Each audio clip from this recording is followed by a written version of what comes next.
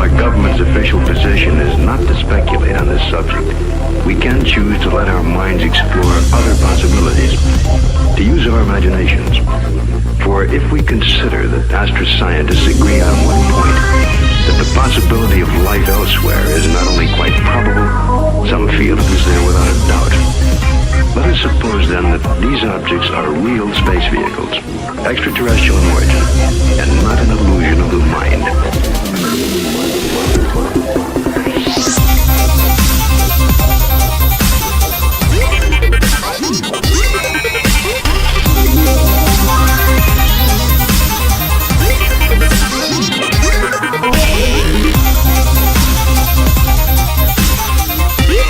There's nothing to hide. There's nothing to hide at all.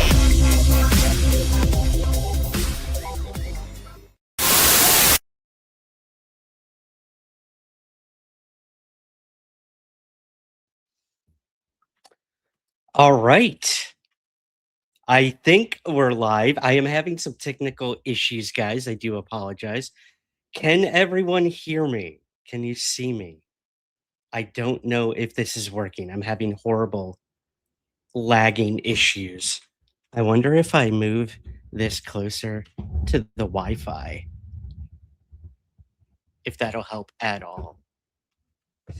I don't know.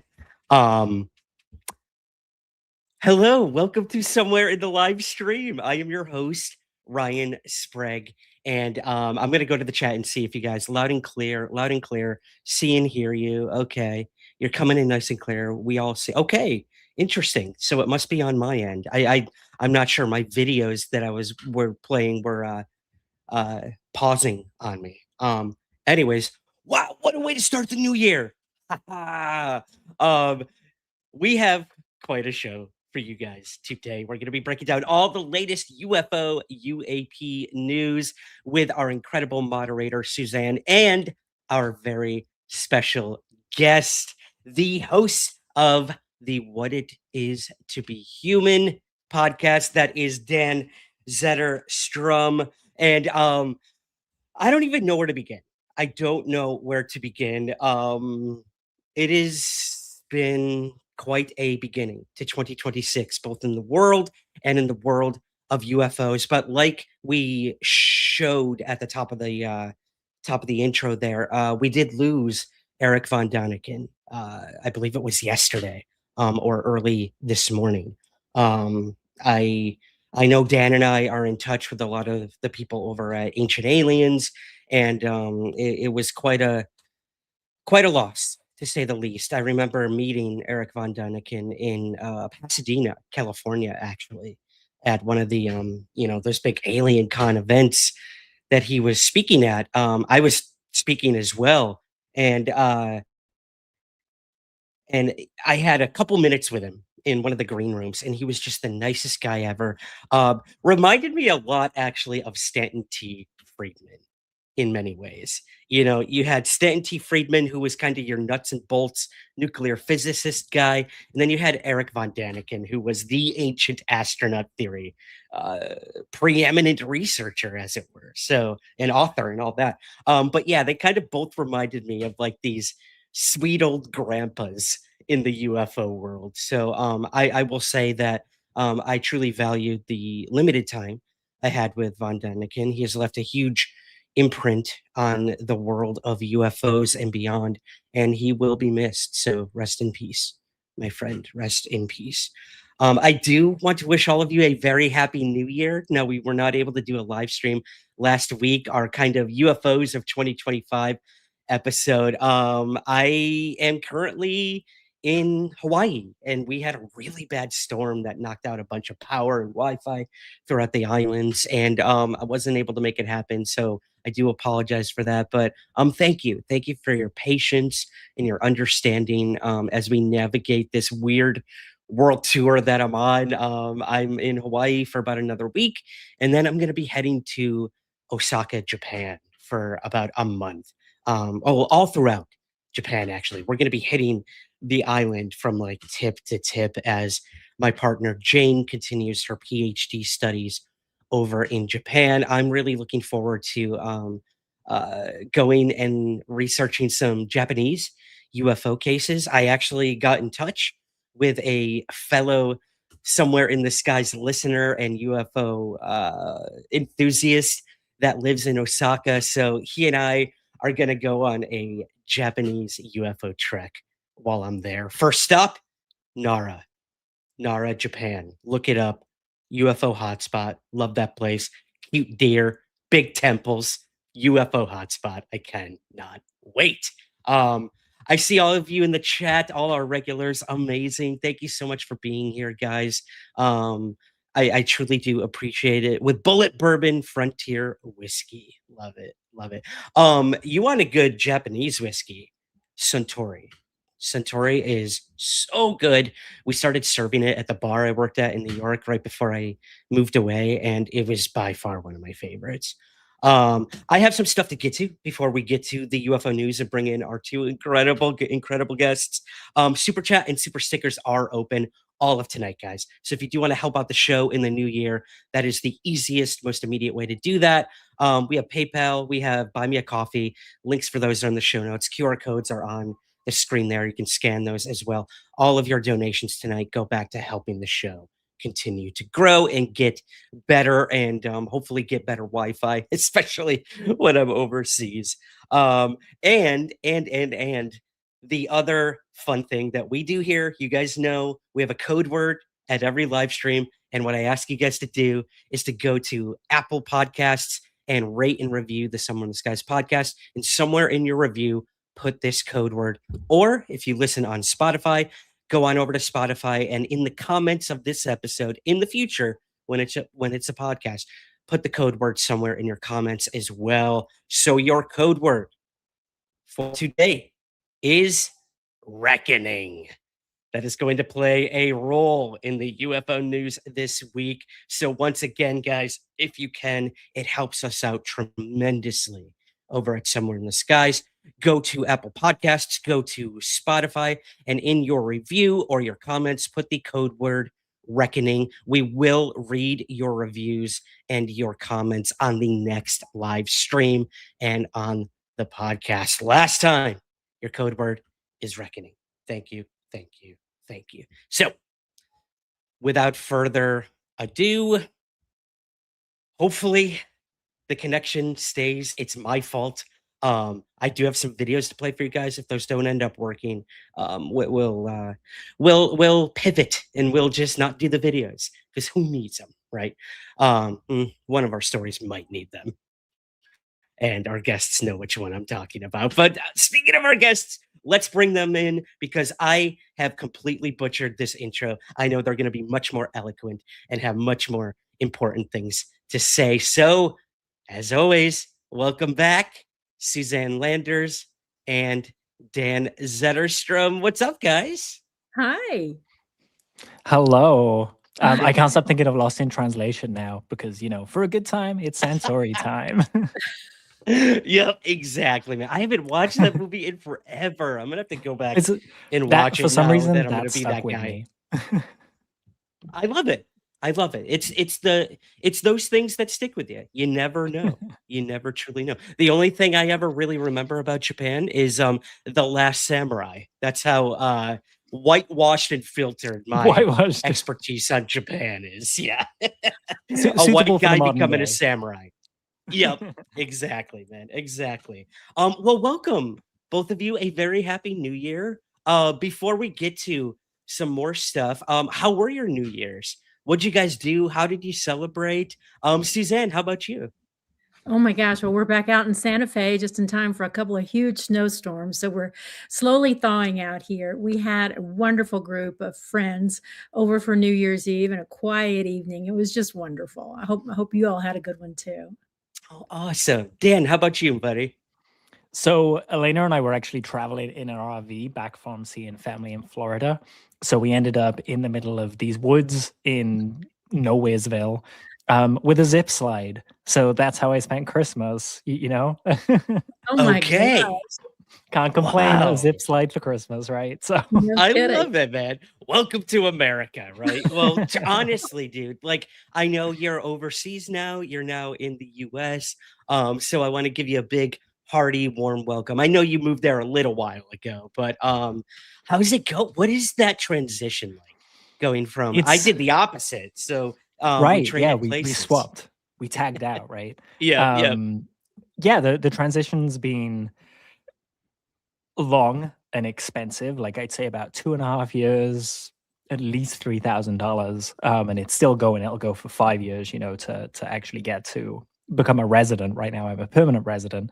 And it's been interesting having to rebuild your life at 40 years old, because all those like little points of like getting a bank account, getting, health kind of covered, getting phone, getting credit cards, getting house, getting, all those things that all spread out through your life. But I had to do them all in one go.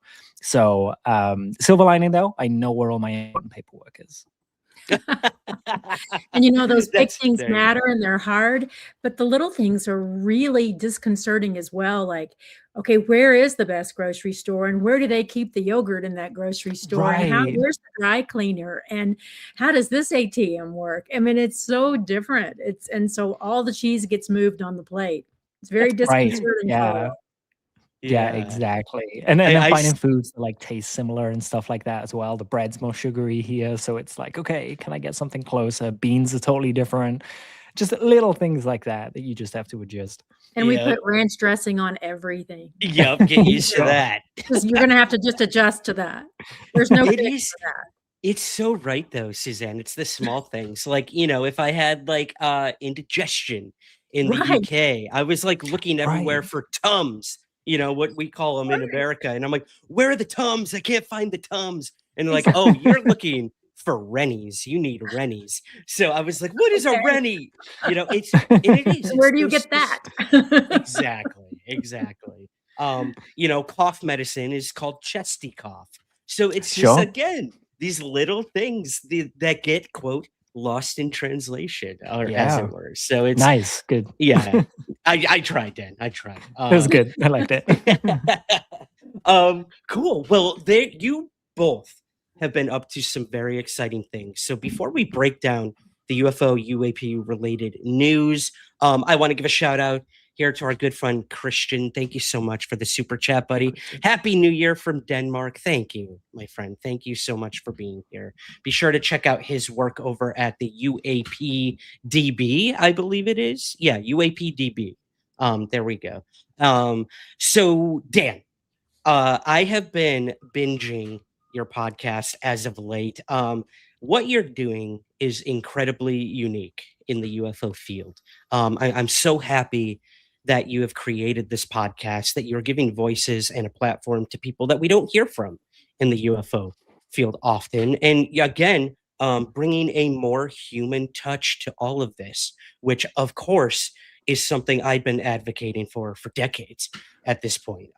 So can you tell us a little bit about what it means to be human, your podcast, and tell us a little about why you started it, and maybe some of your guests, and what the true mission is of the podcast. Yeah, for sure. Well, firstly, I'll say that you actually inspired me in a lot of ways for this with your approach to the human issue. And I know we often talk about Witness of Another World, the movie, and how that kind of focuses on the heart of the human's journey as opposed to this object that lands. And that was a kind of a guiding star for me, to really kind of capture the awe and the profound impact it has on people's lives, because everyone thinks it's just fun, right? And it's not. Like you all know better than anyone. This stuff really affects people, to the point where one day there'll be a normal functioning citizen of whatever country they're in, and they'll have their life together, and then they'll have an event like this, and their whole life is blown apart. They can't go to work, they can't go to school anymore, they can't go hang out with their friends at the bar like they used to. Like, just life changes. And so it was nice to kind of try and capture that in a series of shows. So yeah, we came up with what it means to be human. It's been in development, I'd say, for about 4 years. Anything creative for me, I just leave it at the back of my mind until everything like slots in place, and then I'm ready to go. So even when I was traveling to Mexico, like, this was called Coloring Outside the Lines, and I was like trying to get my guests lined up and stuff. But yeah, finally, September, we got going. My co-host Rose is also producing it. She's been amazing. So it's kind of a US, UK, Canada co-production. And Roz's background is working with indigenous peoples, women in the military, and stuff like that. So she's all about lifting people up. So she fitted real well with the mission. And really, it's about when we talk about UFOs and aliens and anything really that's like out there in the universe. There's this question that keeps coming up, and if you go through UFO interviews, you'll hear it. Like it was in Age of Disclosure, it's in the Phenomena. Most interviews Lou does, he says it. Same with Strand, same with Hal Puthoff, same with all these figures. They all say, this is about what it means to be human. Yet no one ever asked that question. So I was like, okay, that's the mission of this show, is to hold the mirror up and say, okay, what does this phenomena say about us? How does it make us think of ourselves and define ourselves? And it's been really interesting because every single guest, we've had Richard Hatem, the writer of the Mothman Prophecies movie, Geraldine Sutton-Stith, the daughter of one of the witnesses of the Kelly Hopkinsville goblin encounter, back in the 50s, I think it was. We've had whale biologists, people that work for the UAPTF, Sarah Gam, and also like a awesome exclusive interview from 2016, never before seen, with Stanton Friedman, which was really cool to be able to put up on the channel. And all of them talk about what it means to be a human. And they all have such different answers, right? Like some of them about compassion and reaching across the aisle and trying to look the person in the eye and understand they're as complex and multifaceted as you are, instead of just seeing people like the algorithms want us to see them, right? Like one belief and that's all they are. But then other people like Richard, I loved his answer. He just picked his dog up and went, "That dog, me human." And I was like, great, that's a valid answer. So there's a lot of humor, there's a lot of heart. Sarah almost moved me to tears when she was telling me about the bullying she experienced in the community from some very high profile figures in the community when she came out, rather than just asking a question. So it's been nice to, just focus on that human element and try and give people some kind of catharsis talking about their encounters. I love that, man. And it's so much about perspective. I am often, I actually put this on my social media recently. I'm often critical of my home country, America. And I've been extremely vocal in the past about that for obvious reasons. The United States is in a very precarious place right now, in many, many different ways. And every country deals with their own things. But I went to the Pearl Harbor Memorial here in Hawaii. I'd never been there before. I figured this was now the time to do it. Finally, I have my future in-laws live here and everything, and they're always pushing me to go there and be like, "Oh, it's so cool." And I'm like, I don't know. It seems a little, whatever. I went, and dude, it reminded me of what it is to be human. It reminded me what it is to be an American, even. And I know, that might rub some people the wrong way, but when they went there, they said, like, this isn't just a memorial paying tribute to all the lives that were lost. For hundreds of these men, it was actually their grave. Like, they are still down there. They were never recovered. They were never put to rest anywhere else. And even members of the crew that survived and eventually did pass away, their request was to be buried with their fellow shipmates Oh, wow. at the Pearl Harbor Memorial as well. So that really hit me. It reminded me that no matter what a country goes through, there will always be a reckoning, and there will always be a time to change. And I think that's beautiful. And it did remind me of what it means to be a human and where I come from, and it did make me proud. I can't lie. So yeah, I think it is very important to keep those things in mind when we're arguing and bickering and all that stuff online. So yeah, I don't know what I'm really trying to say, other than I did feel very human, and it put me back in my shoes. And I think that's what you're doing best over there at the show. So I want to thank you, and I can't wait to listen to future episodes. Oh, thank you. Well, I'll give you a little tease for future episodes. I've recorded 2 interviews for season 2 already. I know one of the gentlemen you've spoken to, Michael Avon Oming, the Yes. author of Blue Book and Red Book. So, I've had him on and we're talking about worldwide cases and, very concerned with what it is to be human and how this reflects us. But then the other guest that I had that I was very surprised by, and it was a great chat, I had the actor Michael Ian Black.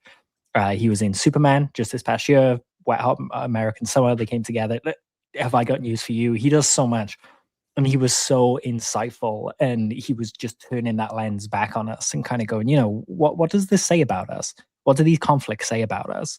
And if you actually look at, something like the Pearl Harbor Memorial, and it should turn something in you that makes you kind of go, I see the direction we should be going instead of the death and destruction, and I think that's something that's a part of all of us, even people who right now are online doing, whether the guy protected himself when he shot that lady, or I should say murdered that lady.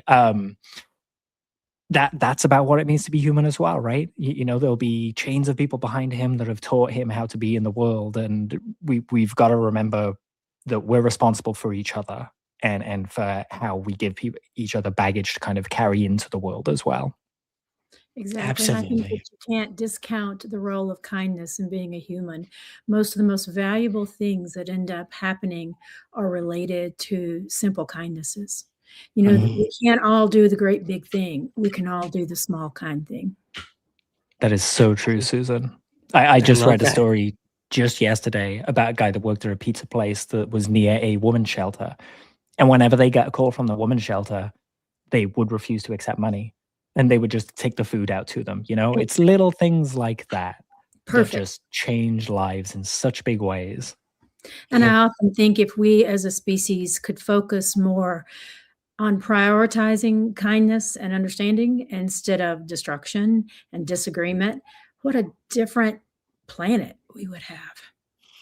Yeah, absolutely. Right. Well, we're going to be nice tonight. We're going to be critical, but we're going to be nice. That's for sure. We're going to see Spicy Ryan in just a little while, everybody. We might. But Well, I'm going to keep I like this to say, conversation in mind. I like to say what it means to be human does lean to kindness and compassion, but that doesn't mean you have to be walked all over. And sometimes it's the right choice to speak up and be critical when and someone sometimes is knows the right answer. Yeah. right. Amen. Exactly. Doesn't have to be ugly, doesn't have to be hateful. No means no, whether you've yelled it or you've whispered it. Precisely. So true. Well said. Well said.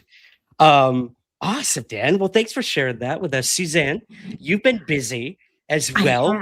I've been getting photos left and right and a little behind the scenes tour of the National UFO Historical Research Center, which you went to just a couple days ago. So yesterday. Yes, it was just yesterday. Good Lord. Yes.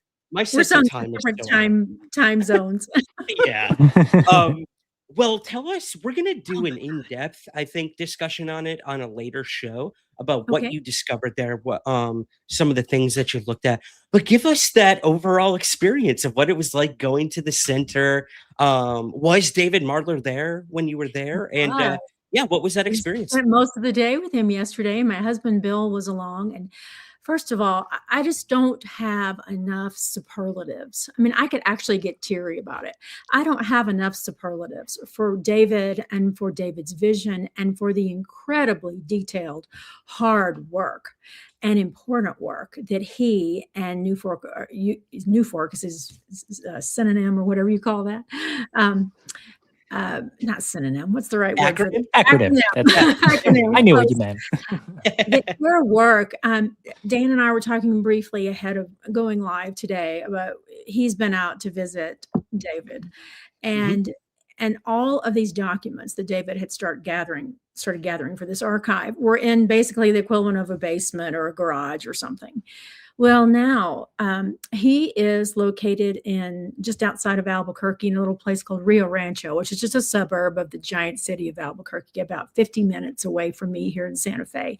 So we drove down yesterday, and the Albuquerque school system, which I think is an incredible thing, gave him 2 buildings on their property, complete with security, bulletproof glass, special access assistance, all of these things.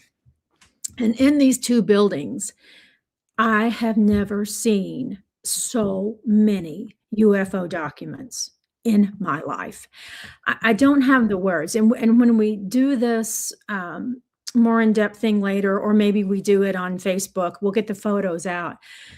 Shelves and shelves and shelves. And it's not just paper, although the paper, all of which is original, is incredible. And early years through current MUFON, I have now touched, gentlemen, original Blue Book files. Oh, I know. jealous. I know. And the reel to reels, the things he is having to do to preserve and archive and digitize and then share, which is his goal, publicly. You will, in about 2 years, be able to click into his system and search however you want to search for all of these documents. And he has some incredible stories. And I think there's a whole podcast episode in what he has been through with some of these. Here's a brief one, and then I know we'll move on.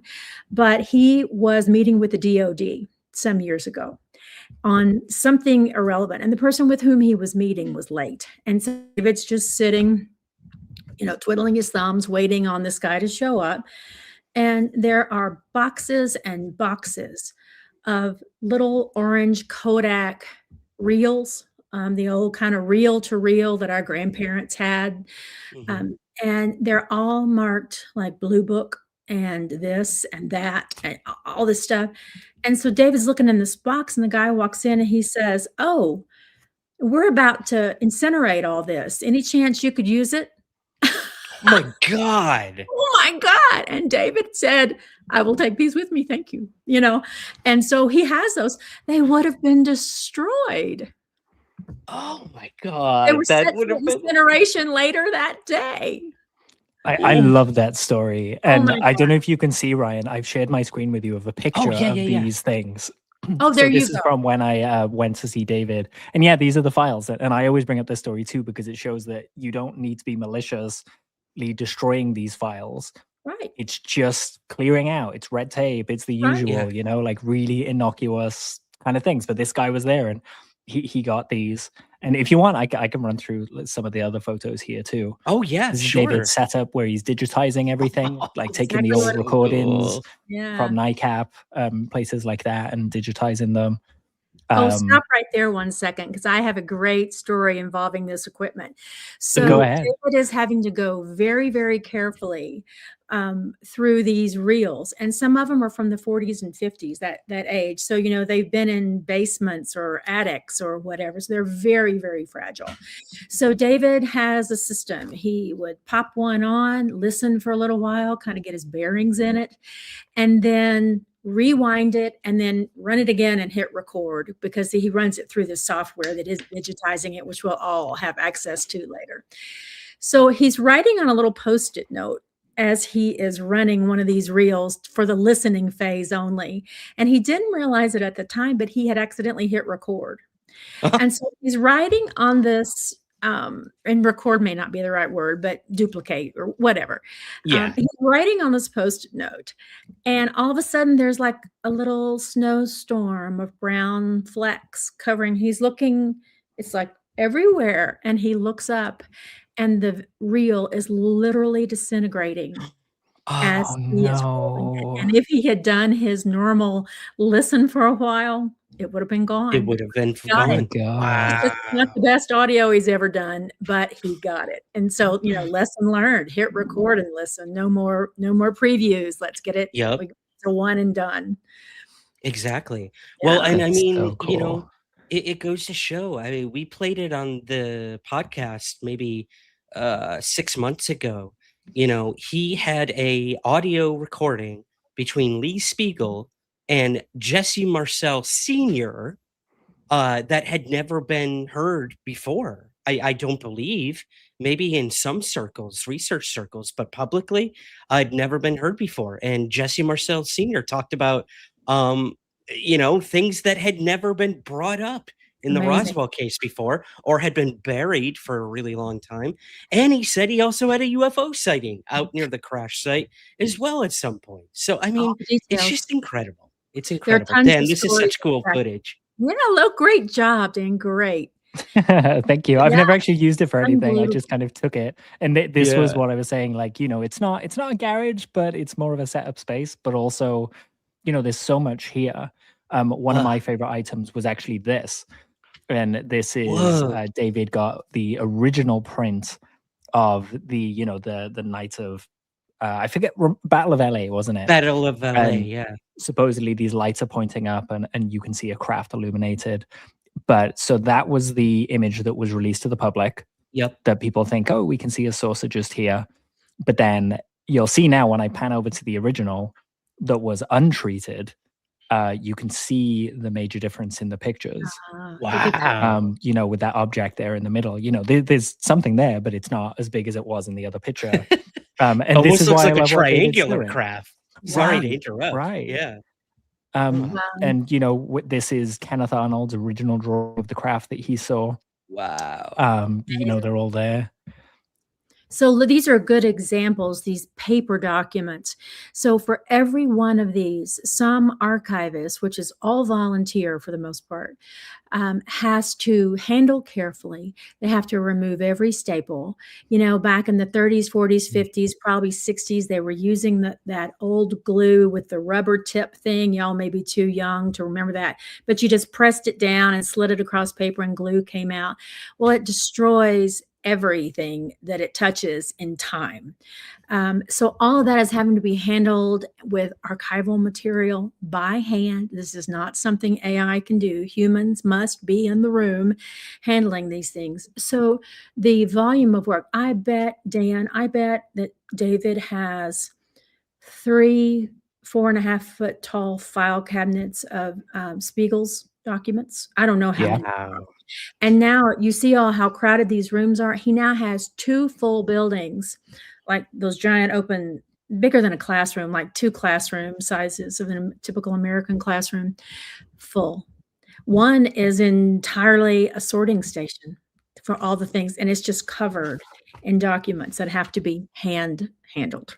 So that's amazing. My final go ahead, Dan. Go ahead. I was just going to say what the thing that blew my mind when I was there, apart from those, that Battle of LA and the Kenneth Arnold drawings, this one he just got in. And basically he was telling us that like way back when UFO investigations were done, people would take things out of the archives that were established and they wouldn't sign them out. So they'd go missing. Right. So part of what he's doing is trying to get all these files back together in one place. And, he's finding success with it. And this was a sheet that he'd only got in the week before I went there. And it's all the original notes on Zamora's case out in Sapporo.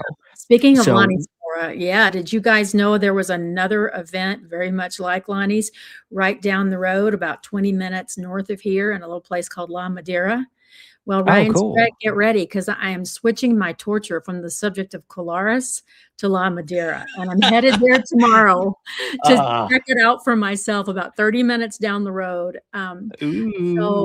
And he has all the original documents for that because I think that would be an interesting and that's what you want, right? Like this one, we were able to pinpoint exactly, from these notes where it was. And we went, and the actual memorial that is there for this particular landing is in the wrong spot. It's in the wrong spot. It's in the wrong spot. So because we had that, we were able to find where it was. Yeah.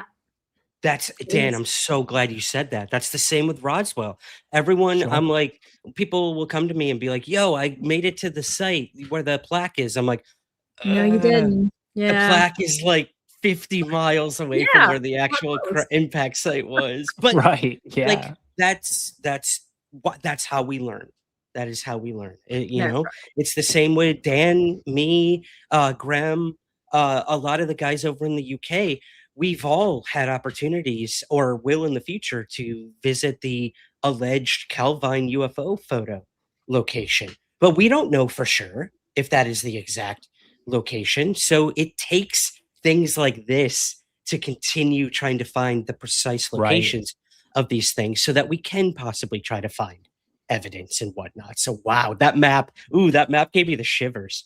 Just thinking. And I have similar things, photos of similar things for La Madeira, New Mexico. Oh, see, so we're going to be breaking a story here. Very same tools tomorrow, trying to put my feet on the ground in the right place. But keep your eyes somewhere in the skies. I had to. Sorry. Susan, nice. Sorry. Wait, is that the end of the show? That I know. It's too short. Too short. But to close it out, everybody, you can visit and you can research on site. You have to have an appointment, but he's got a very easy to use website. So look him up. But more importantly, you can help. You can donate. And so scroll to the bottom of the first page and just click the donate button. And if it's $10 or $100, whatever it is you can do, $5, do it.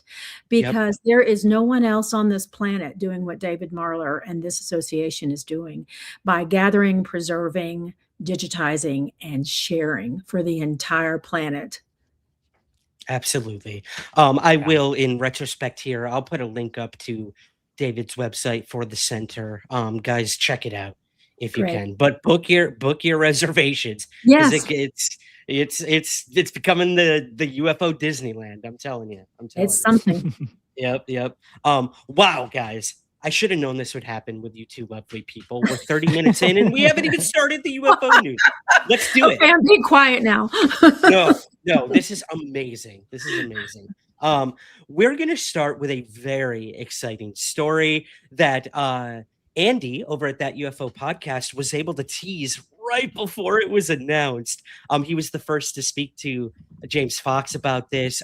Chris Ramsey did a wonderful interview with James Fox as well. I highly suggest people go check that one out. But James Fox has re-released his film Moment of Contact with over 30 new minutes of content and material. Moment of Contact New Revelations is the title of that. And just, I believe yesterday or maybe the night before, he announced a press conference that will be taking place in Washington, D.C. at the National Press Club.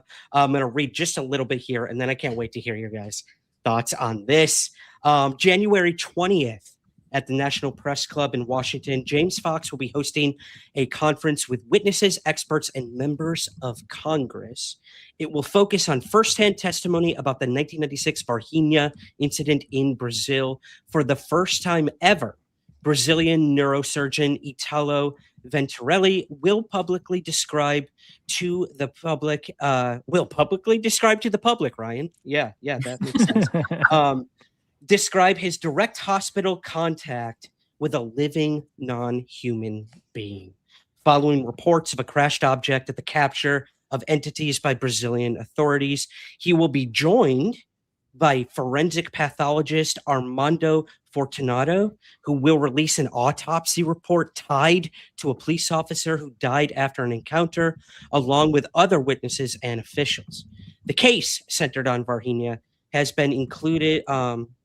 long included claims that crash debris and at least one living creature was transferred out of Brazil with U.S. military involvement. James Fox has studied this case for a very long time.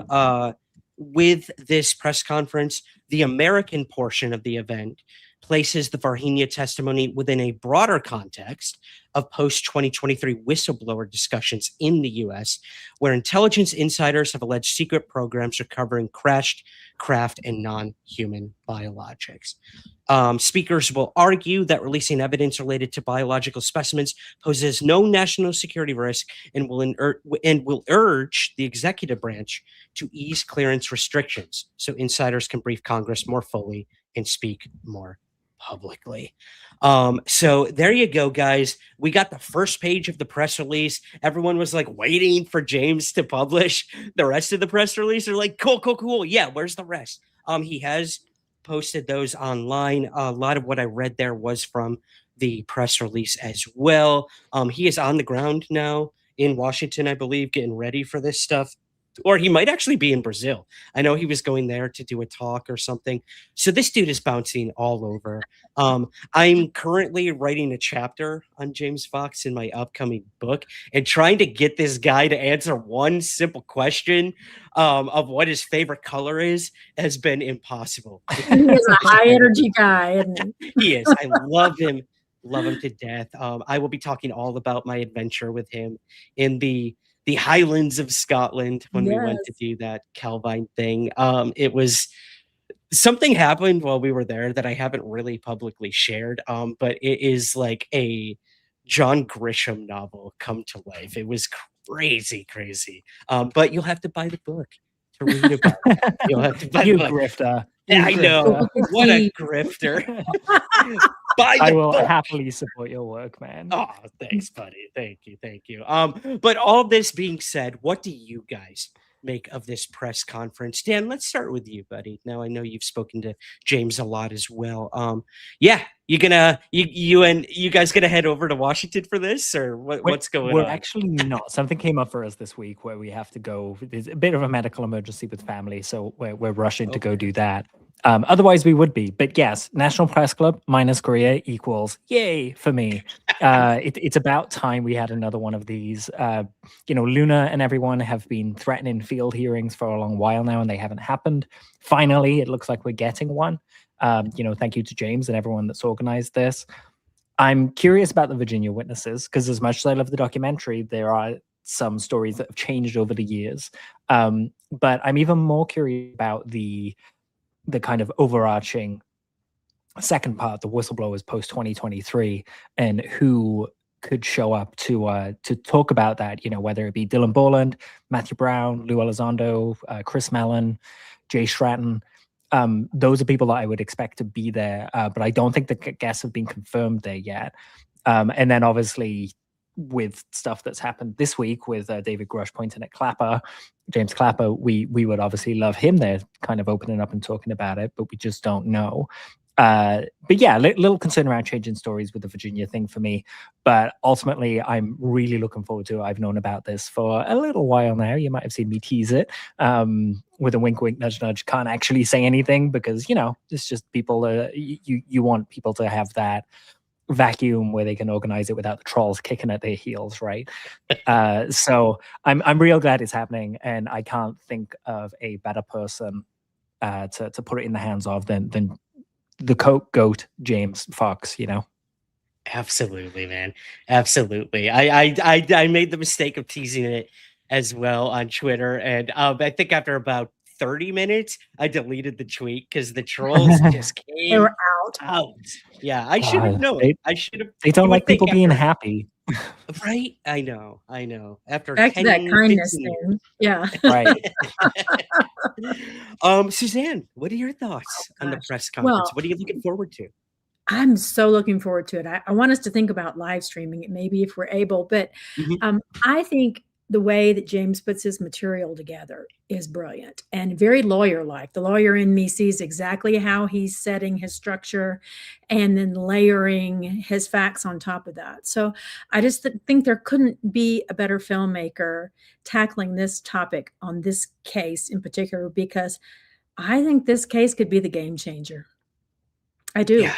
I think that, when someone like a neurosurgeon steps out of their comfort zone with absolutely everything to lose and tells their truth about what they interacted with after all these years, especially after his own loss of his partner and his own, I think he had a heart attack, and there are actually special legal evidentiary rules around statements that come after those kinds of things. And the law gives more credence to those statements because there is sort of like a deathbed confession sort of thing that's more technical than, it's more technical than that.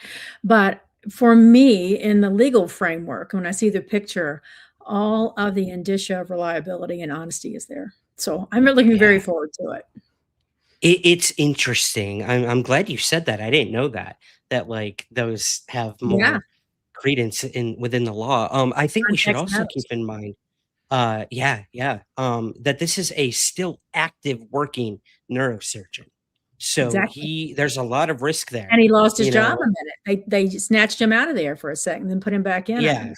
Yeah. Put him back in. So that says a lot too, in Yeah. my personal opinion. Now, I do agree with Dan. It is interesting why he changed his story, but James has explained that this possible deathbed confession or being faced with the possibility of death has made him rethink things and what he wants to get out before the inevitable. I mean, oh my gosh, God bless her heart. I worked with a girl who she has made this public, so I think I can say this. I worked with a woman on one of my ghost hunting shows, and just a week ago, she had a heart attack. I mean, she's my age, Oh and my it was, Oh my yeah. you know, gosh. she Yeah. survived. She's doing good. She's been released from the hospital, but you know, It's I so can already see scary. her. Yeah, It's perspective re-examining her changing. life, and Right. it does, Suzanne. And And that's you why more than the law, anyone would know that. yes, I bet been right there. And that's why the Yeah. law gives these kinds of things more credence than if it just happens as you're walking down the street. It puts it in a context that's quite different and quite dramatic.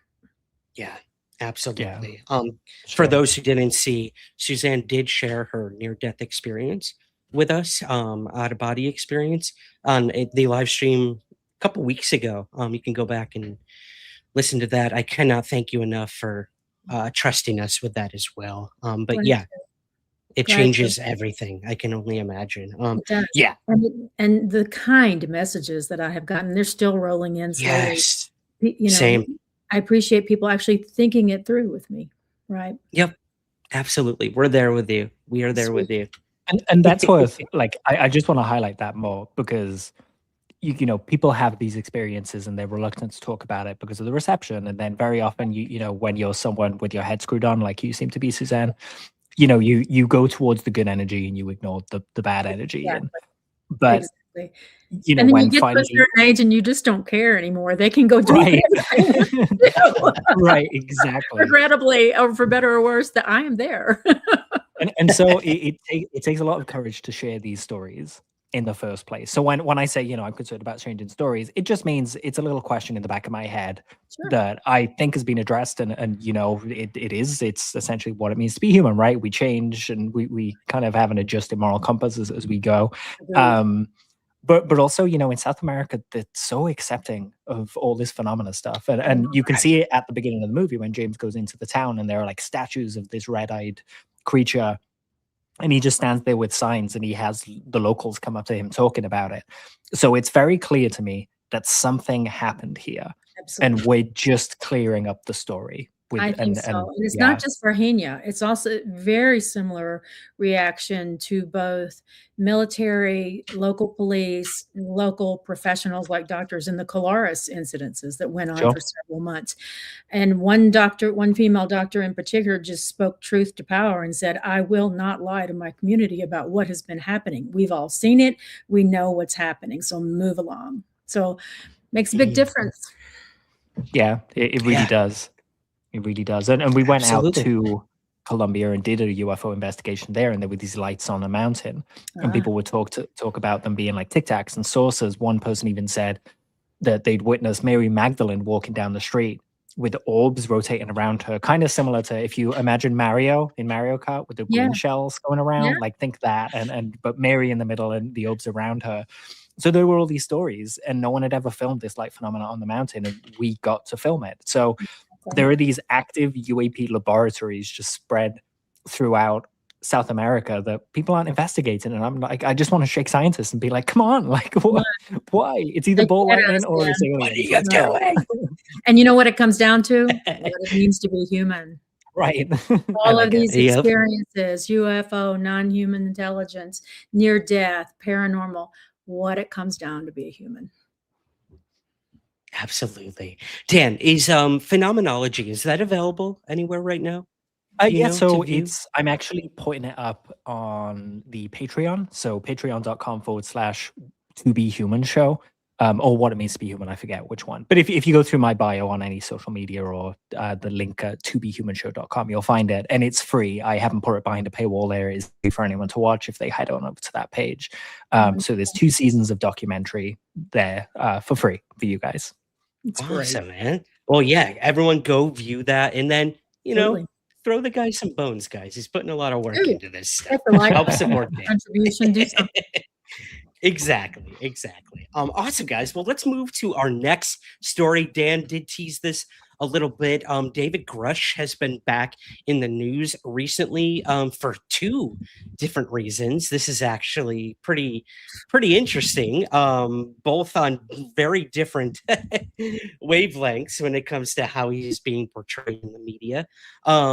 David Grusch was recently interviewed on the Megyn Kelly show about his thoughts on the Age of Disclosure documentary that recently released, a documentary that he was glaringly missing from, which I'm sure we will touch on as well. But yeah, he had some things to say about the documentary, how it ties to the claims that he has brought forward in the past few years and in front of Congress, and behind closed door meetings as well. I'm going to try to play this video. It's a brief clip from it, from the Megyn Kelly thing. You guys let me know if it's working or not. My connection hasn't been incredible, but let me try to play this Megyn Kelly clip. And if it doesn't work, someone let me know in the chat or the private chat. But let's try to watch this short clip here. Let me program called the Legacy Program that has really seems to have been trying to hide the most shocking pieces of what we know from even the UAP task force. 1,000 feet. And I did want to point out General Clapper, the former DNI, in the documentary. I certainly applaud him for at least speaking out in general.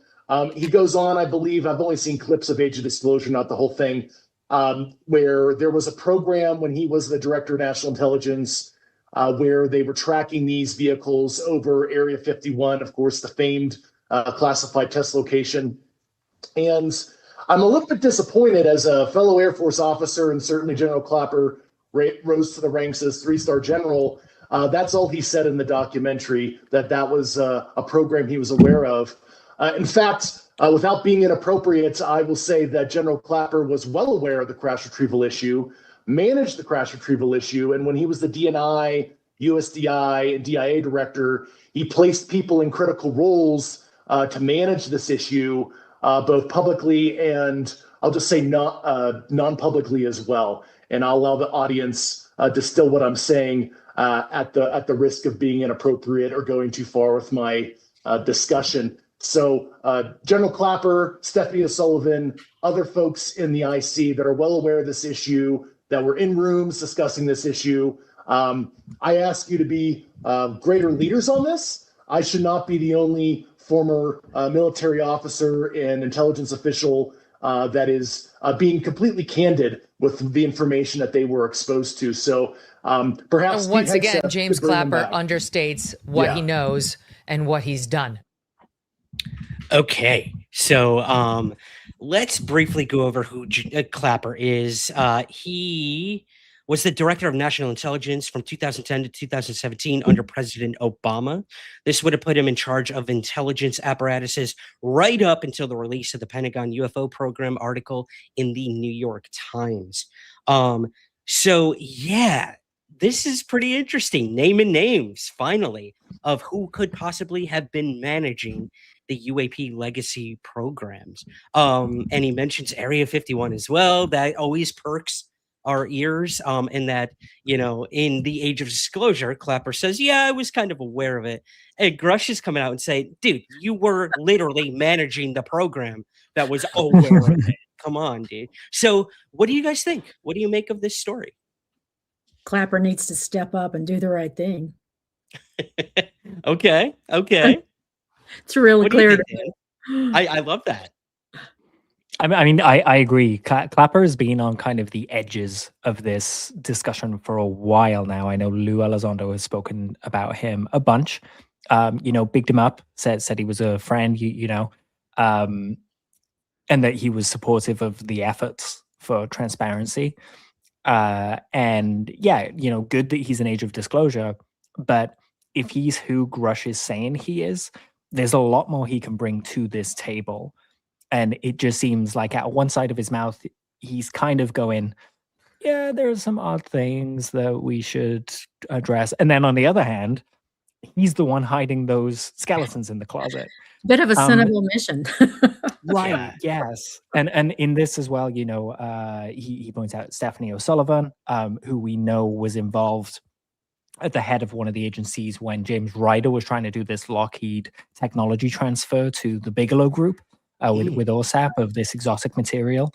So I feel like, we're kind of almost entering a new era where instead of just they have secrets. It's James Clapper has secrets, and that's actionable. You know, we can subpoena James Clapper to come and testify in a hearing. Whether he tell the truth, I don't know, because I guess most of these people, right? You can FOIA that too. So, like I say, just actionable stuff has come from this. And Grusch, I mean, he really gives interviews, but he shows up for 10 minutes and just lights a fire and draw our asses again. Like we need more of him. I agree. And I do see him as situated a little bit differently than everyone else in the discussion. He has some strategic legal concerns out there that the other people don't have. Some are similar. I think the whistleblowers share many things, but I also think his litigation with Loudoun County and what happened to him personally, and the lawyers involved in all of that are probably urging a little caution. And I bet this is as far as he could take it today, or not today, but in this moment. Yeah. Interesting. Well, he's always been careful, right? He's always said, you know, I'm working with Dobson and the stuff I'm telling you. And if I remember correctly, he even says like, no, I got this all signed up from Dobson. I'm not saying anything I'm not meant to here. Right. So, you know, people argue over who is a whistleblower, who isn't a whistleblower. Fact is, David Grusch has gone through the process of whistleblowing, so he is absolutely a whistleblower. Some of the other people that we talk about, you know, IC agents that are kind of coming forward sharing this stuff, haven't gone through that process, so they might not be whistleblowers in the technical sense, but more in the colloquial sense. But it's great to have Grusch back, and Grusch Hour is always a fun time when he shows up. Crushing it with Grusch Hour. I love it. I love it. Well, we're not done with him. We're not. This is the interesting part. Yeah, I know. Things get more spicy. And I'm really interested to hear what you have to say about this next part. I don't know what to make of it yet. That's why I need you two to kind of help me understand this. Now, you guys mentioned whistleblowers. Suzanne, you mentioned reprisals and whatnot.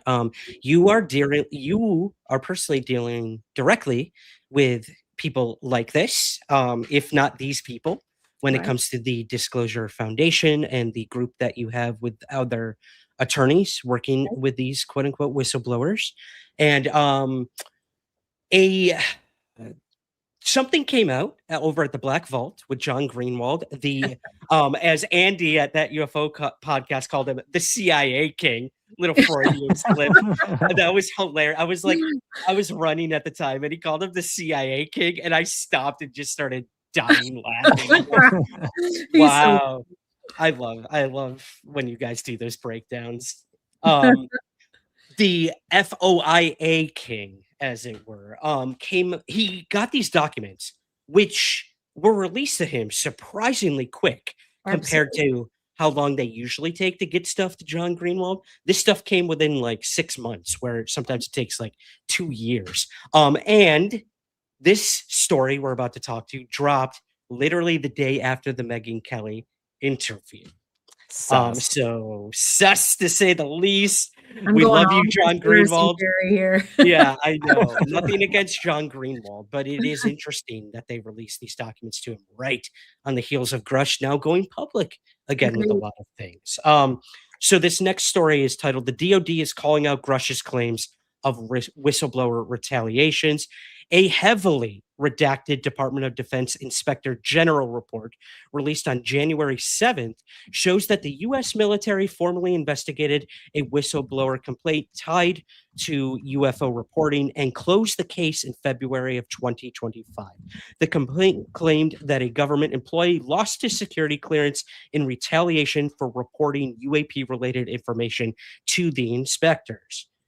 Although the person's name is blacked out, the timing and details closely match public whistleblower filings connected to David Grusch, though the report itself does not confirm this. Investigators acknowledge the individual made several legally protected disclosures, but concluded those disclosures did not cause the clearance revocation.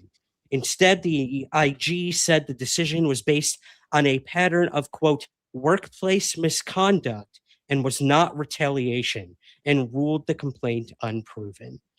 Last little chunk here. The report also offers a rare behind-the-scenes look at how confusing and sensitive these cases can actually be. Internal messages show officials questioning what actually counted as whistleblowing and worrying about how the situation might look publicly while the case was still unfolding. Even so, the employee later won an appeal and had his top secret clearance restored in early 2023 after presenting mitigating information separate from the whistleblower issue.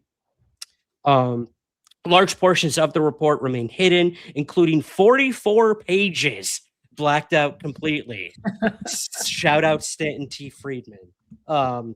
Making independent verification very difficult. Still, the release is significant because it provides one of the clearest official records to date on how UAP-related whistleblower claims are handled and how high the bar is for proving retaliation. Whew. So I just spewed a lot there, guys, but break this down for me. Like, what do you make of this? Is this just another attack on David Grusch, or what is going on here?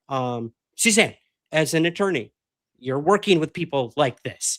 What is going on here? What do you make of this? Go straight to the bottom line. Were the privileges that were stripped of him restored or not? And they were.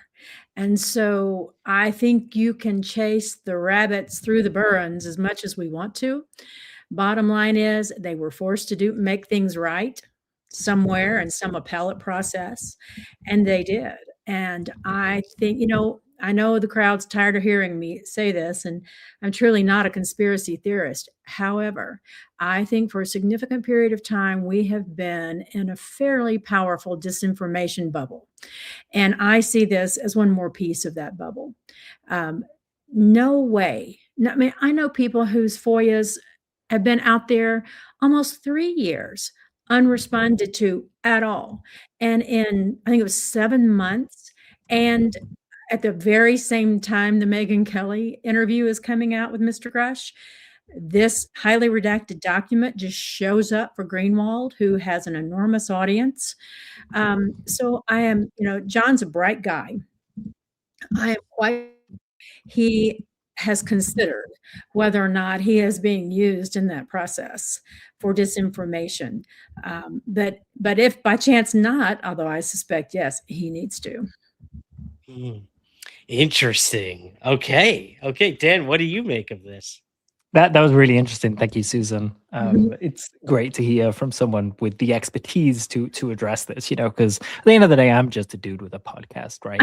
But it's surprising how much it aligns with what you said, though, because, when they said, oh, yeah, we kind of, it was an administration issue as to why it was revoked of the clearance. That just sounds like companies going, blue sky thinking, think outside the box, all those like little buzzwords that get people to back off. And when they say it was removed for, they say misconduct, that's kind of, the DOD likes weasel language, right? If you ask them if they have evidence of UAP, they'll say we have no evidence of ET. And it's like, that's not what I asked. And here they're saying Grusch has a pattern of misconduct. And it's like, well, is that pattern of misconduct going on interviews and talking about UAP stuff? Like, do you not want him doing that? Is that what you're talking about? Could well be. They're not elaborating. 44 pages are hidden from us. If they're confident in their decision to revoke that clearance, show us the 44 pages and stop treating us like children. And like Suzanne said, his privileges were restored the second that it actually got into the system and he did things the right way. I think that speaks volumes. The FOIA, the timing's just weird, just days after it. And this isn't the first time this kind of stuff has happened. That Wall Street Journal piece came out right as something else came out. And there seems to be these games being played in front of us. Greenwald, I mean, he's great at FOIA. For me, analysis-wise, he's lacking. He editorializes where you should be speaking about the data in the actual documents. And yeah, I think he needs to realize that he's being used as a mouthpiece by the DOD. And if he wants to challenge that, then he needs to present both sides of these stories instead of just presenting the side that he's more biased towards, So put it out, talk about the clearances being revoked and why, but also emphasize that these were returned and he was found to do nothing wrong. So why are people like Green Street talking about, they were revoked, so he's speaking nonsense. Well, they were given back, so he's not speaking nonsense. This is the disingenuous part of the discussion that's really frustrating on X and, all these groups and things like that, where it's just like, just look at both sides. You know, if we look at the answer and it turns out there's nothing there, great. We can focus on other cases. I don't care, you know? Yeah. I mean, the fact that we're even having this conversation about Grusch, I think underscores the severity of coming forward and Right. what will happen to you if you come forward. You know, I think all of us want to like just hold Dylan Borland close and like pet Right. this guy because like you could tell how scared he was when he came forward at that last congressional hearing. He was the highlight of that thing, no matter what anyone thinks. I do believe he brought forward the most pertinent information to now go after when it comes to this, and congressional members can go after when it comes to the cover up and everything in between. And you know, George Knapp was great. We're going to be talking about Knapp, the Napster, in just a little bit as well. But yeah. I think again, these Wall Street Journal articles, when Arrow comes out with a horrible video, they always drop these things at the times when people like Grusch or Borland or Matthews or Elizondo are bringing something to the table once again to show the cover up. So yeah, it is a game. It's a game between these, you know, maybe concerted efforts by whistleblowers or rogue efforts and the DOD, in my personal opinion. So I don't know. Everyone's agendas are different. Every motive is different. Every congressional member has a reason why they're getting involved with this topic. Every whistleblower has a reason why they're coming forward. It's dizzying, but you know, we try to make sense of it here. But this story, a story like this, only makes things more difficult to try to understand or unweave any of this. I would make this observation as a piece of hope for our listeners to hang on to.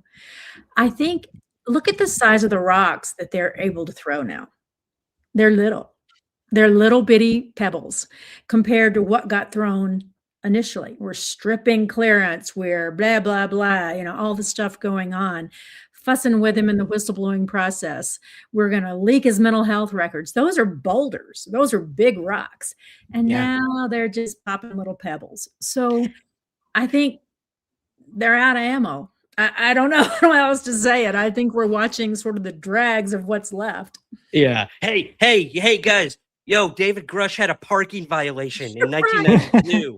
He believes everything you don't. Get him. Yeah. He forgot to feed his dog that one night. Do you remember that guy? Oh man. Yeah, Exactly. yeah. That's a really good point. Really good. I've been rewatching the X-Files, and as you know, I found the first time I finished it, the plot is really convoluted, right? And now that I'm in this and watching it through, I'm like, oh, it is convoluted. That's why, like, this whole UFO legacy program thing is super convoluted, and that's why it's convoluted here. Yeah. Because essentially, even at the most basic, you know, if we look at it and we kind of go, okay, so we have Black Team, they're the guys that got this stuff and they're hiding it. Then we have Blue Team, they're the guys that, you know, are just working in the government and they're doing their job. At some point, Blue Team gets a sniff of Black Team, so they want to try and pull stuff out. There are going to be people from Blue Team going into Black Team and working for them and trying to do it from the inside out. But whilst that's happening, we're going to have people from Black Team going into the Blue Team to try and muddy the waters and change their minds of releasing this stuff. That's all going on. And that's only assuming two sides here. There could be multiple Black Teams, you know, like multiple different groups that have all this material and stuff. And so we've got like 6 teams all trying to arm wrestle each other and infiltrate each other to do their thing. And I think that's why we're looking at it and just kind of going, wow, this is a lot of convoluted misinformation and disinformation. Right. Interesting. Yeah, that's such a good point, man. Yep. Garrett says, Dan, Chris Carter will be shown to be the whistleblower.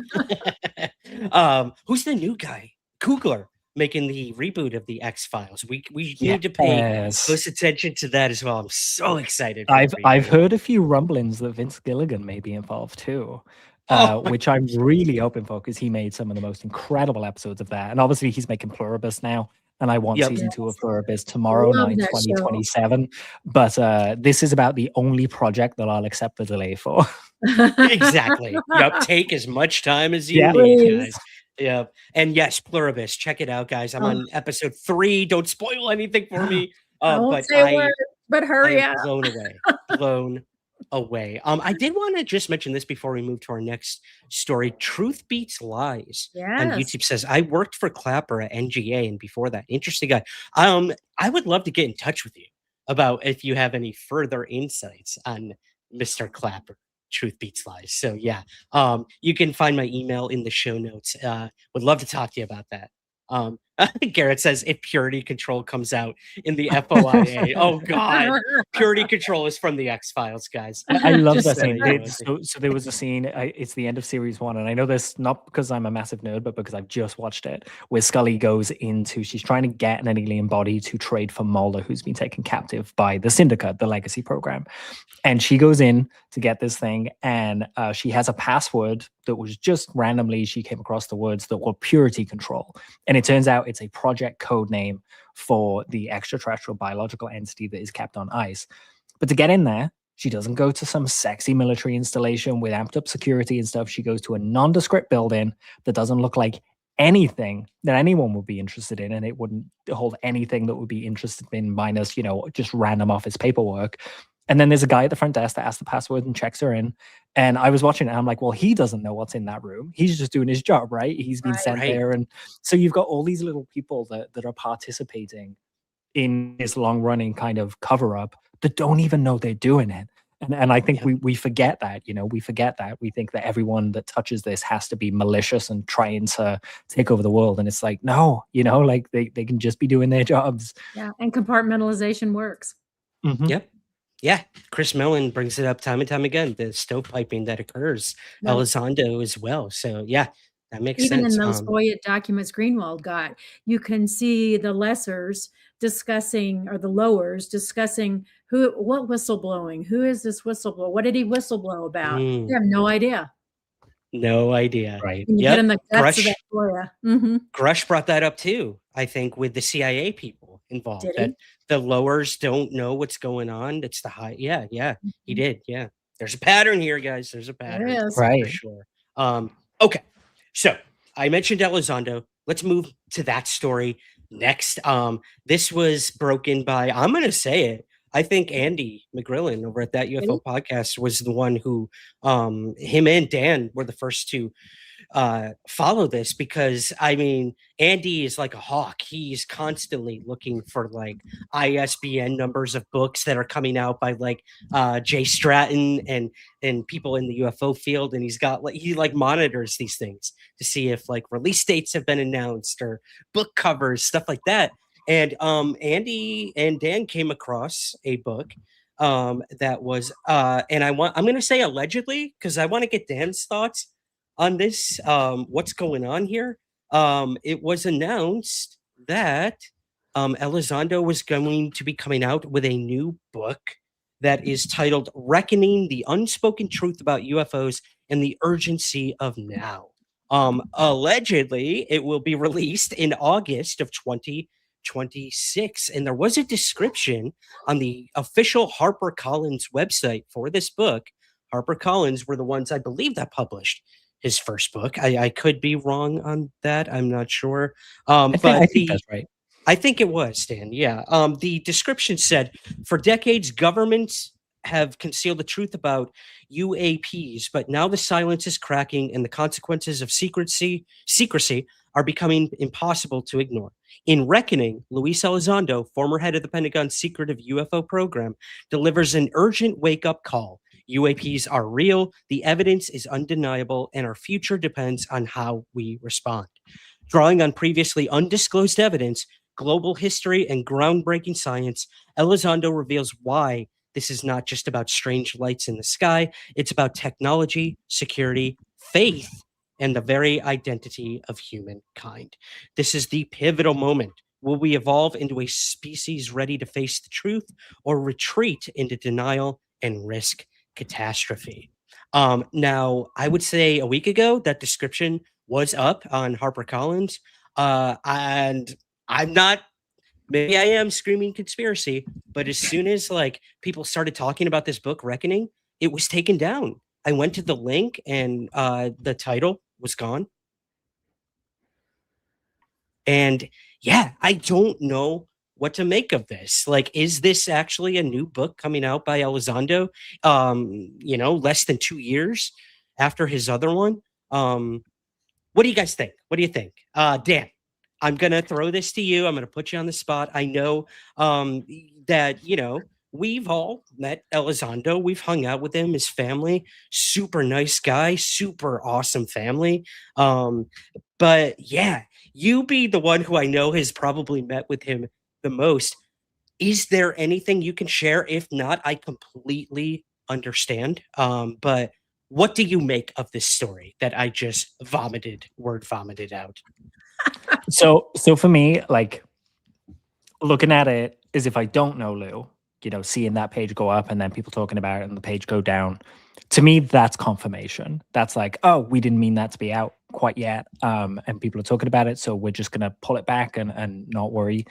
It also happened with his last book, that showed up. Yeah. That's crazy. It's happened twice now. Well, yeah. Right. And last time a few chapters actually leaked from the book, right? Before it came out. And that was said to be, because when you look at what leaked from the book, it was the more outlandish stuff, about remote viewing and going to appearing to a terrorist in his cell as like, a figure when remote viewing and stuff like that. So again, it's one of those games where I'm like, was this leaked on purpose to kind of pull the rug out from underneath this book because it's the more outlandish stuff that you're including? But I will say that Andy knew to look because I nudged him. And I knew to nudge him because Lou talks to me about these things. And yes, I mean, I can confirm it. It's a book that's coming. I don't know when it'll be released. I can't say if the description is accurate. I don't know. I haven't read any of it. I just know that it's in the works. And really, it makes sense that it's in the works too. I just went on the Amazon page for Lou's first book. And it says, like, at the top of the description, instant #1 New York Times bestseller, instant USA Today bestseller, instant #1 Sunday Times bestseller. There's nothing that does well in this world, in the media world, that they won't push for a sequel for. And I only hope that it's not, diminishing returns like other sequels. But I'm excited to read it. There was a little suggestion in the blurb there that there's going to be undisclosed stuff included in there. So yeah, I'm excited to read it. And I'd say if you're someone out there that, questions Lou, or you don't want to support him, or you don't want to spend money on this stuff, buy Ryan's book that's coming out, or get it from a library. Sign up to Amazon Prime and, get it from there so that you're not paying specifically for it. And then you can still be informed, because it's better to be informed when you're talking about this stuff than it is to just run your mouth, with feelings. For sure. Yeah, which I am guilty of a lot of the time too. But again, that's why you guys are here to level me out. Suzanne, what do you think about I couldn't say it any is better this than the that. reckoning of Luis Elizondo? I don't know. And sometimes it's as simple as not everything can be in a first book. And maybe there's a second one that contains more information. I know nothing about this from behind the scenes. I have zero special information. So I think we're just going to have to wait it out and then read it and analyze it. And I'm sure we'll be talking about it on the show with everyone. And hopefully it will be all those things that Dan was reading out, a New York Times bestseller, blah, blah, because every piece of water raises the tide that raises all the boats. Absolutely. Yep. Yeah. So I look forward to it. Yeah. The first book was a page turner for sure. Yeah. So, I'm looking forward to whatever comes next. I see all your comments, guys. I will get to a lot of these. Again, I do want to remind you, your code word for tonight for your Apple Podcast reviews and Spotify comments is reckoning. So be sure to put that somewhere in your reviews as well. Now you know why we put that up there. Lucy, hello to Lucy, one of our regulars. I do want to touch on this. Does Jay Stratton's book have a release date? Yeah, it's crazy. Andy was even saying this. Like, I can't believe we're getting 2 Elizondo books before the Jay Stratton book comes out. Anyone have any whispers on that? Dan, have you heard anything about Jay Stratton? No release dates. I'm hearing it still with DOPSA for clearance. Yeah. But, so would Lou's book be. So I'm a little confused as to why James's doesn't have a placeholder. Jay's book doesn't have a placeholder popping up or anything like that.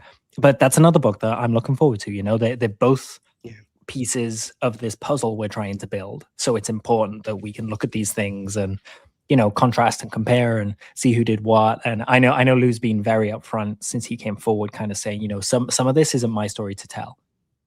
I can only tell you what I experienced.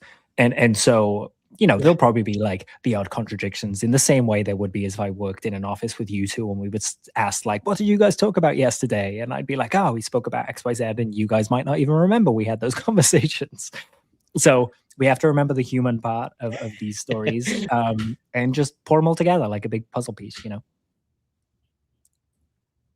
Yep. Absolutely. All right. Spicy Ryan's going to start oozing in here, guys. I do apologize. I got it. Before we move to the next story, yeah, get it ready. Make sure the batteries are at full. I do want to ask you this, Dan. Again, kind of putting you on the spot. And again, I know this is because you do stay in touch with Elizondo, I think, more than some of us do. Elizondo made an interesting remark recently when David Grusch came forward to say that he was the only military person to really bring all of this stuff forward. Elizondo did kind of bite back, and I'm glad he did. I think it was a very blunt way of saying, like, hold on, dude. Like, hold up here. Like we said, all ships, you know, raise the tide. Together. Elizondo said, "Oh, the only one, huh?" So I'm like, "Oh no, are these guys like fighting?" The like little drama monger in me started coming out.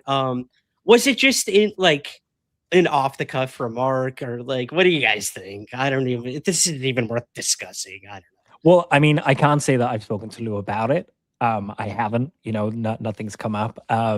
We've spoken about Jay Stratton a little bit, you know, and Grusch. Lou put me on the phone with Grusch when I visited him, and they were very cordial and friends. And same with Jay Stratton. You know, there's stuff out there about their relationship and how Stratton and Stratton's wife feels about Lou. And all I'd say is that just remember, you know, this is social media. People love drama on social media. It doesn't mean it's reflected in real life. If you've seen Age of Disclosure, you saw Lou and Jay sat shoulder to shoulder presenting this issue together. That's the thing to take away from this, you know, not like, you know, maybe Lou parked on the wrong side of the house once when he came to visit, but that's probably all that's bad, you know? Yeah, he didn't do the dishes when he stayed overnight. Yeah, right. I love it. Been there. I think we all have. Okay, so this was Lou, the description of the book, if you're watching this on YouTube. Let's do it. Mummy talk. Gosh. It is time for mummy talk. Can we please put these mummies to rest today? Holy moly. We are putting the mummies to rest, Suzanne, and so are many others. In a recent episode of Weaponized, Jeremy Corbell and George Knapp interviewed Will Brown, creator of the Incredible History YouTube channel. I've started watching videos over there. Go subscribe, guys. Awesome. He's doing wonderful work. Really good channel. He brought on some people over on Incredible History to talk about why they believe they have proven that the Nazca Mummies are a hoax. And in turn, Jeremy Corbell and George Knapp had them on Weaponized to talk about this. I'm going to show a short clip from the Weaponized podcast. So Will Brown, along with biological anthropologist Dr. Dan Proctor and radiologist Michelle Adams, examined the controversial claims surrounding the Nazca alien mummies.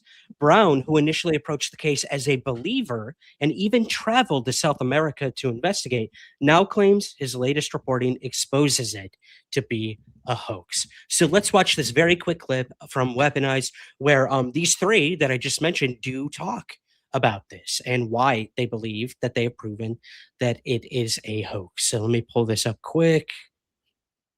Here we go. To your satisfaction and to everybody you're talking to right now, have you debunked these Peruvian or Nazca mummies? Have you debunked them, or are there still questions that you have? Would you like to see DNA analysis, you know, by Colossal Biosciences, or are you done? Are you like, this is an absolute fabrication? Please tell me your strongest standpoint right now.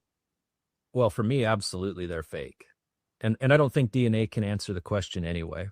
Not your standard test from a lab, just any random lab. I don't think it would. I don't think it's going to shed any light on the issue, and it certainly isn't going to correct the issues we find with the anatomy. That's still there. So yeah, for me, the case is closed. All I needed to see was the analysis by Dr. Proctor with Maria. Montserrat is also very interesting, but Maria, it has the provenance. I believe an 8 or 9 year head start before we started seeing these other big ones. So if maybe there's some proponents out there that can go, okay, Maria is definitely fake, but look at Montserrat. Montserrat's still got tendons on the foot or whatever. You are now making the argument that the original one that they drug out 8 years ago is fake, but these new ones are real. So that's why provenance is important here. And I believe Michelle in the video said Maria's feet looks like arts and crafts, where like Montserrat, they put a little bit more effort into it. So yeah, I think they're fake. Maria, sorry, Michelle. So they're definitely human beings. If you do some research on how they used to mummify people in that part of the world, and they call it annular artificial cranial deformation, where they would like wrap fabric or bands around their head to get that conical shape. I did a video on that today to kind of help show people a lot of what you see in these overlaps with customs that were traditional to that area at that time frame. So there were also some cultures that used to disassemble their dead as a way to pay homage or grieve. So there was a whole bunch of things that once I started looking at this and you add them all together, you just go, God, this is like, it's hard to wrap your head around. But for me, these are fake. These are human beings that have been manipulated. Okay. So manipulation, tampering, possible financial motives behind the promotion of the mummies. If you go over to Incredible History, they do go through the examination and analysis of why they believe it was manipulated. It is extremely convincing and makes a lot of sense. And that these things have been traded on the black market for a really long time. And they believe that these things are human. They have been manipulated, and we've all been taken for a ride. At least those who believe these were genuine. So let's go from there. What do you guys think? Suzanne, we'll go down the line here. What do you make of us finally putting the Nazca mummies to rest? And does this explain all of the mummies? That's another question we should contend with. What do you think? This has always been a bit of a heartbreak for me in terms of the bodies of these humans being used this way. I have always had issue with the sort of pressure campaign around them, and Radar just always seemed to me like this is a hoax, and I think that's exactly what you're watching. And then on the other mummies not addressed in the work here, here's what I think. There's an old saying lawyers live by: false in one, false in all. Walk away from the topic, walk away from the sideshow, step out, don't give the clicks, don't give the comments, don't give the views, walk away. Absolutely. Walk away. That's a song. I don't remember who sings it. Walk away. It was from Magic Gravity. Oh my God. That was a oh my early God. 2000 show. Pulled it out of the hat. Magic Gravity. Yep. Long time ago. I don't know if he could hear me. Dad, can you hear me? I think he's stuck. Oh, there he is. I can. Sorry, I was just finding a picture that I took in Mexico that was relevant to what we're talking about. And I had to dig through, but I found it. I found some fake artifacts in a museum. Oh, good. Okay. Yeah, pull them up. Kind of exemplifies the point, you know? So, hold on. Let's go from there. Yeah. What do you think? Okay, so I'm sharing my screen there, so you should be able to see that. Okay. Oh, there it is. Let me grab that. Before presenting, oops, hold on. You could tell I haven't done a live stream in a while. They are just changing everything up on me. Modified it too. It's all different. There you go. Yeah, cool. They did. There we go. Okay. Okay, so these were in a museum in Mexico when I was traveling through. You see them? And I see these presented in so many places as genuine artifacts that show, indigenous alien figures and reliefs and things like that. Every single one in this case, and it's labeled as such, is a fake. There are so many there's a trade going on where they just have these things and they make them and they sell them to tourists and they sell them to visitors and things like that. They're pretty cool. Don't get me wrong. I wouldn't have minded owning one, but I'm not paying an extortionate amount. And apparently Maria is up for sale on the black market for about $1 million. Oh. So for me, if that had come with the initial press conferences, I would have immediately wrote this whole thing off. But it's kind of been downplayed. So here we have 3 independent experts collaborating, and they're really, really niche professions as well. And I think when we've been seeing people like Jesse Michaels and some of the lawyers go down and things like that and study these things, and they come away saying, I don't know. What I'm seeing now is a lot of people saying, oh, well, were they stupid? They have expertise. Were they stupid? And the truth of it is, no, they're not stupid, but they also still don't know what they're looking at. Just like I don't know what I'm looking at when I'm looking at some of these things. I forgot the name of it. The guy who is commenting in the Weaponized episode and on Will's video on Incredible History, he talks about the hands and how really a 7-year-old could notice that the hands were built with human bones in this way. And I said to him, I was like, well, to be honest, my knowledge of hands is fingers, thumb, hand. So probably about a 1-year-old's level of knowledge. So I was like, so you can't really blame me for not having the 7-year-old knowledge. I just haven't studied this stuff, so I don't know. But that is why I listen to middle experts. Finger. Middle finger, right? Exactly. I know that one. But Americans know that one well. Yeah. Very basic. But, there's a lot of research out there on exactly this topic, what humans do when they want to believe a thing and what they're willing to set aside in discernment in order to do that. And this research bubbled up out of the art world, where experts in various galleries would be presented with something and their radar says something's off. And they will literally work their way around that, despite the fact that that radar never leaves them. And then ultimately it will be proved that that radar was right. And I think a lot around these mummies and what Dan is showing us now is the same. Humans want to believe that, and they will disregard the subliminal indicia in order to do it. Right. And I think that key phrase there as well, right? We want to believe. I want to believe. Stop messing with me with this fake stuff, please. Like, I want to put my energy towards genuine investigation and discovery. Question, Dan, it is. Let's use our energy in a more productive way. Yeah. Right. Well, sorry, go on, Ryan.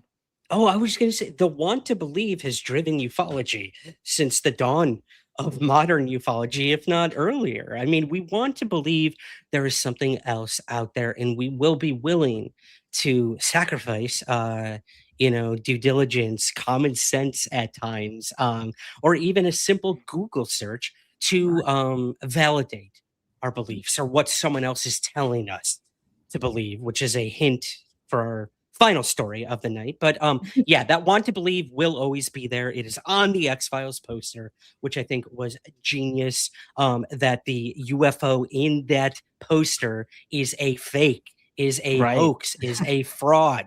It is the dichotomy, the irony cannot be lost on. That's right. So that's all I wanted exactly. to add. Sorry to interrupt. No, that's okay. So I just wanted to add in, so there was a video, if you go to Will's video on Incredible History on this with these 3 experts, they've linked Steve Mirror's video, and Steve was invited to, he's an investigator from the UK, does the Awakening Conference, that kind of stuff.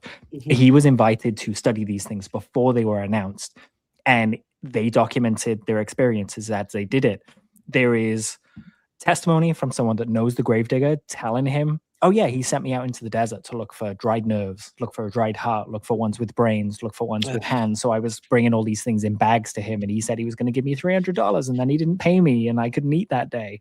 So this is the level of stuff that we're talking about. Also, when Steve Mirror showed up, so they flew out, they booked all the hotels. They were like, we're going to come and investigate this for you. We'll record everything, and, we'll promote it for you, if it's on the up and up. They arrived, And when they were picked up from their hotel by the guys to show them the bodies, the guys refused to move the car, and they said, "Oh, well, we'll only show you the bodies. You need to give us $1,000 American dollars." And Steve was saying in this video, like, we knew we were being swindled, but you're kind of in the moment and you've already spent thousands, and you're like, well, I kind of want to see what they've got now. So we paid the 1,000 and we went through with it. So that's, I mean, the average salary in a country like that is not the same as the average salary in the USA or the UK. Like, everything is relative. $1,000 in someone's hand in cash, huge boost to their monthly earnings. Huge. So we need to adjust. Oh, they're going to do this only for $1,000. No, that's a lot of money. And as you know, it was said in that weaponized video there, essentially what the argument is now is that one's a hoax. That one's a hoax. That one's a hoax. That one's a hoax. But this one isn't a hoax. Please believe us. Why wouldn't you believe us? And it's like, no. The onus is on you to prove this. So you need your peer-reviewed study finally out. You know, you've had 10 years to do this almost with some of these bodies, and you haven't. So you need to do this if you want to respond. And also I'm seeing people say, well, you know, the DNA studies will prove otherwise. The DNA studies are another puzzle piece. They are both, you know, first order kind of analysis things. The DNA cannot prove that there are no human bones in the hand. That ship has sailed. There are human bones in the hand. If the DNA turns out that it's something mysterious, then, you know, there will be explanations for that that will be discussed by the relevant experts. But we cannot take away the fact that multiple of these specimens have been shown to be fakes, to be manipulated human bones. And they even come, if you buy one of these on the black market, they even come with a fake provenance video that shows you them digging this body out of the sand in the desert. And it's all faked. It's all faked. It's insane. Oh my God. It's like when they say, like, oh, you can buy this star out there in space. Yeah. Right. Like, you own this star. Here's your certificate. Like, yeah, good luck when Good an luck. alien race comes in, Yeah. like, oh shoot, that's Suzanne's. Let's move to the next one to get our power to continue our voyage. Yeah. Exactly. Yeah, crazy. Yeah, I mean, there were some good comments here in the chat as well. Gandalf says it would be nice to see the experts who claim they are real NHI respond, recant, especially the forensics guy. I mean, WTF? Yeah. I mean, and look, the Nazca mummy or the alien mummy community is just like any other sub-community within ufology. If you attack their beliefs, they come back tenfold, and they will be extremely disrespectful. They will, you know, troll you. They will dox you. Like, these are unfortunately the threats that we live in today in a social media world. So I am interested to see how they respond to this, how they respond to these people who have basically almost 100% proven that these are a hoax, and where we'll go from here. But I think for the three of us, we're kind of just ready to move on. I've been ready to move on a long time Me ago. too. Me too. Ignorantly, I can't pretend that I looked at all the convincing evidence. So I am guilty of that. But yeah, I think we can now say at least these mummies have been manipulated, are human, and are being sold, you know, and that money drives all of this. Follow the money, as we always say. 100%. If I was rich, I would take these independent scientists that are looking at this, find a bunch more, go there, buy the bodies off them for the million, you know, with the blessing of authorities, and we would study them, and we would put every single one of these people in jail, and it would be done. Over. Done. Oh, I love that sting operation. I love it. Do it. I'm in. All right. After Japan, we're heading to Mexico, buddy. We're going. All right, guys. We are moving to our final story of the night because, as usual, I have kept you guys longer than I ever promised. We are going to move to a very controversial story that involves belief. And this is where things get very touchy for a lot of people. If you're watching this on YouTube, you probably recognize the faces on your screen. You have Chris Bledsoe and his son, Ryan Bledsoe. These two have been making the interview rounds lately, been saying some things. I can't pretend that I follow either of what they do closely, but I did watch portions of the Jesse Michaels interview with Chris Bledsoe, and I've watched clips of Ryan Bledsoe as well. And a lot's been ramping up about interviews, prophecies, and orbs. I'm going to do a little crash course before we get to this clip. I'm going to show Chris Bledsoe, the gentleman on your left of your screen, the older gentleman. Chris Bledsoe reports that in 2007, after a period of personal crisis, he witnessed a close-range UFO encounter near Cape Fear River in North Carolina that marked the beginning of a repeated sighting of glowing orbs and craft. Following the event, Bledsoe claims ongoing contact experiences involving intelligences he associates with a benevolent feminine presence called the Lady in White, which he believes carries spiritual and prophetic significance. His story has drawn international attention from scientists, intelligence officials, and researchers, making it one of the most debated modern UFO contact cases ever. He was recently interviewed by Jesse Michaels, and Ryan Bledsoe was on with Duncan Trussell. And I'm going to play this clip that I kind of melded together of the two interviews. I promise it's not that long. And I don't want to give any further sort of like prelude to this. I just want you guys to listen to the way that both of these men talk in these interviews. And then I really want to reflect on this with you guys and what you think this means for ufology in general. So let me go ahead and play this clip. Hopefully it works. Here we go. Kinds of people, probably more, but there are people that can see this. There are people that I can teach to see, and there are people that can never see. Oh, damn. They'll never see it because they're skeptical. And when you're skeptical about this, you will never be in the club, ever. It will not let you in because it doesn't want to mess with your free will. You're being so harsh. Believe the witness. Believe the experiencer. No, I don't give a shit. I just don't find any genuine reason to accept that any of that stuff is real. And we stood out. We were like a voice in the wilderness saying, hey, actually, it's spiritual. Maybe you guys are all wrong. Maybe you guys are the freaking crazy ones. We're not crazy. This is real, NASA's knocking on our freaking door, whether it's a gray, whether it's a reptilian, whether it's a mantis, whether it's X number of thing that people, say that they experience. This is psychic phenomenon. This is mental phenomenon. These are not physical beings walking around in our world, right? The only beings that have the permission and the capacity to walk around in our world are the beings of light, the ones that the Bledsoes have been shouting at the rooftops about, the ones that we've been dealing with. The lady is the most important part of all of this. The lady is the being that is running the show and that is coming here with fury to wake us up from the ruling control system here, from the dark forces that are binding us to this place, from those negative, sadistic, parasitic, vampiric forces that want to feast on our minds and our suffering and keep us trapped here.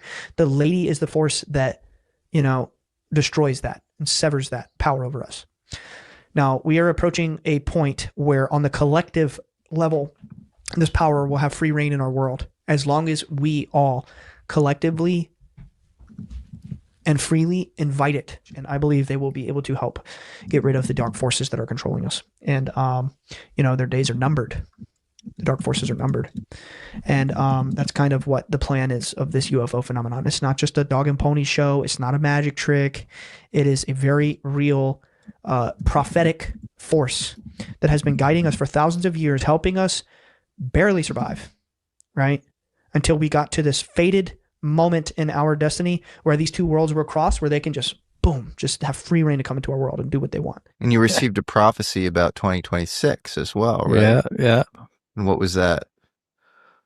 Well, she said, and I had no idea what it meant. Still don't, other than she said that when the star of Regulus, which is a blue star, when it appears red on the horizon at the dawn before the sun comes up, in the gaze of the Sphinx. In other words, I saw it in a vision, the whole thing. You can see the Sphinx facing east, and this thing's just cresting the top. She said when that happens, that will be a sign that ushers in a new knowledge for humanity. So does that mean the return of Jesus or the return of Christ consciousness? It could. And I think that's possible. But It marks a sign, she said, where the darkness would be exposed and the truth would be revealed.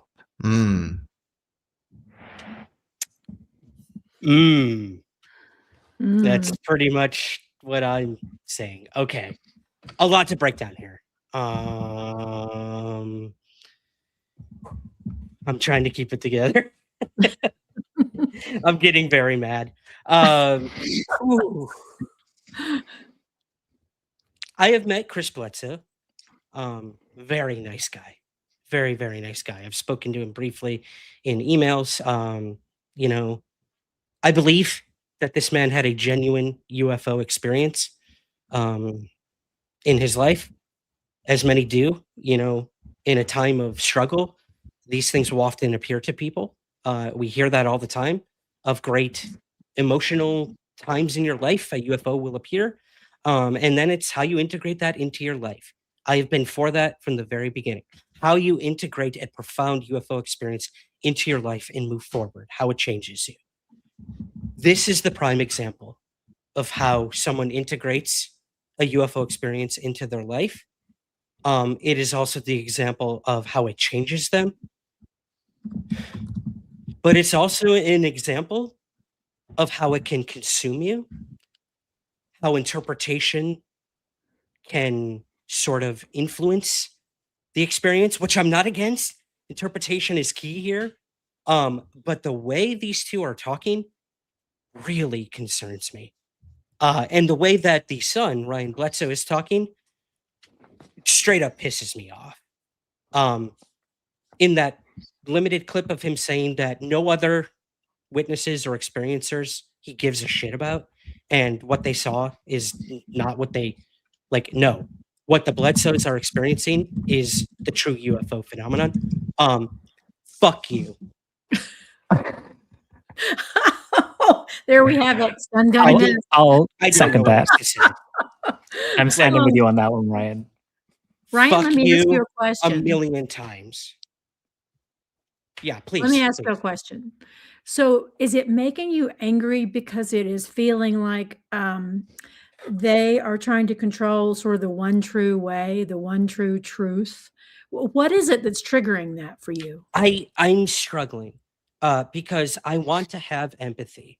I'm not against someone interpreting their UFO experiences as a Right. spiritual awakening or things like that. I know Like, you're very open about all that. yeah, I'm a spiritual person.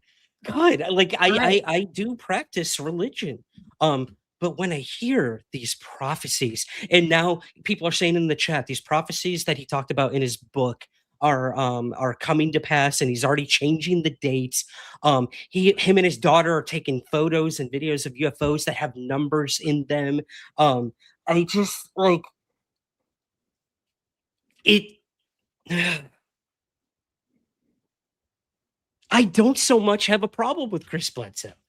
It's the way that his son has almost, and I hate using this word, has almost been groomed by his father to continue this idea of this spiritual messaging that is coming through him. I mean, he said these messages are coming through him. He has healed the sick, but it's not him. It's the lady in white working through him through these UFO experiences.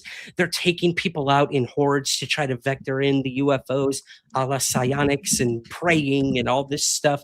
Again, I'm not against any of these things, but the way they're talking and the way that Ryan Bledsoe so easily dismisses hundreds of thousands of UFO witnesses who experience traumatic events that don't correlate to the lady in white, I have a big, big, big problem with that. And you know what? I already feel bad for saying fuck you. I already feel bad because like this dude is on his own journey. But look, if you're going to put yourself in front of a microphone like the three of us have done today and say these sorts of things, there are going to be consequences. And right now, I do believe the Bledsoes are feeling those consequences in this spiritual journey that they are on. I've talked way too much. What do you guys think of what I just showed you and where this stuff with the Bledsoes are leading. I'm scared. I'm scared. Yeah. But whoever wants to jump in. To me, it's almost like the dog was wagging its tail, but now the tail's wagging the dog. And this kind of got out of hand, or it got so much attention that now we don't have an alternative except for the tail to wag the dog in order to keep this thing going. And I say that with kindness and respect. I have had my own bizarre experiences with non-human intelligence, with the paranormal, my own near-death experience. It is not like I am the least bit closed-minded or judgmental, but I trust that radar, and radar says something's off. Dan, how about you? So, okay, I'm going to say a little thing and then I'm just going to present some things. Because I think this alludes to what was that saying, Susan, you said when we were talking about the mummies? If one thing's bad, false in one, false in all. Okay, cool. So I want people to keep that in mind as I show what I'm going to show. I would say when I saw that from Ryan, I was disgusted. I've had a personal experience, and that experience told me that I have no right to tell anyone else what they have or haven't experienced, because it was insane. So what right do I have to say you didn't experience something crazier, right? That for me is part and parcel of being in the UFO community, having compassion for each other, hearing each other, listening to each other, respecting each other. And Ryan has fallen so far away from that. Chris, I've never seen him kind of badmouth, but that whole, if it doesn't happen for you, you don't believe hard enough. You're the wrong frequency. You're not in the right density. This is all new age mumbo jumbo that we have heard time and time and time again from different people in different cults. And I'm underlining and bolding that word because that's what this is kind of turning into. I agree. Chris seems to have had an initial real experience. And then after that, things started happening, apparently this guy named Tim Taylor came and started making Chris think that the IC and NASA and everyone like that is interested in him personally, when it could just be that Tim Taylor is interested in him or pulling a doty and just messing with someone. But I would like to let a couple of things do the talking for me. So I'm going to share my screen, Ryan. And first of all, it's a video. And then I'm going to share an excerpt from Chris's book. And then I'll expound upon why I'm showing you that. Okay. Sounds good. Let's do this. Okay, so here's the video. Got it. Let me get that up on screen. I don't know if it automatically plays, but let's give it a try. You should be able to hear the audio. You'll hear Chris kind of praying.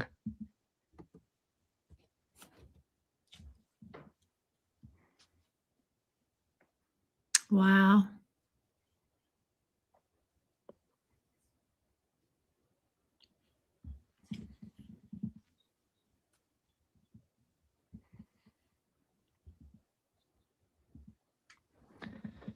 So he's thanking the Lord for a meteorite then that happens to show up as he's looking at this anomalous thing and praying to it.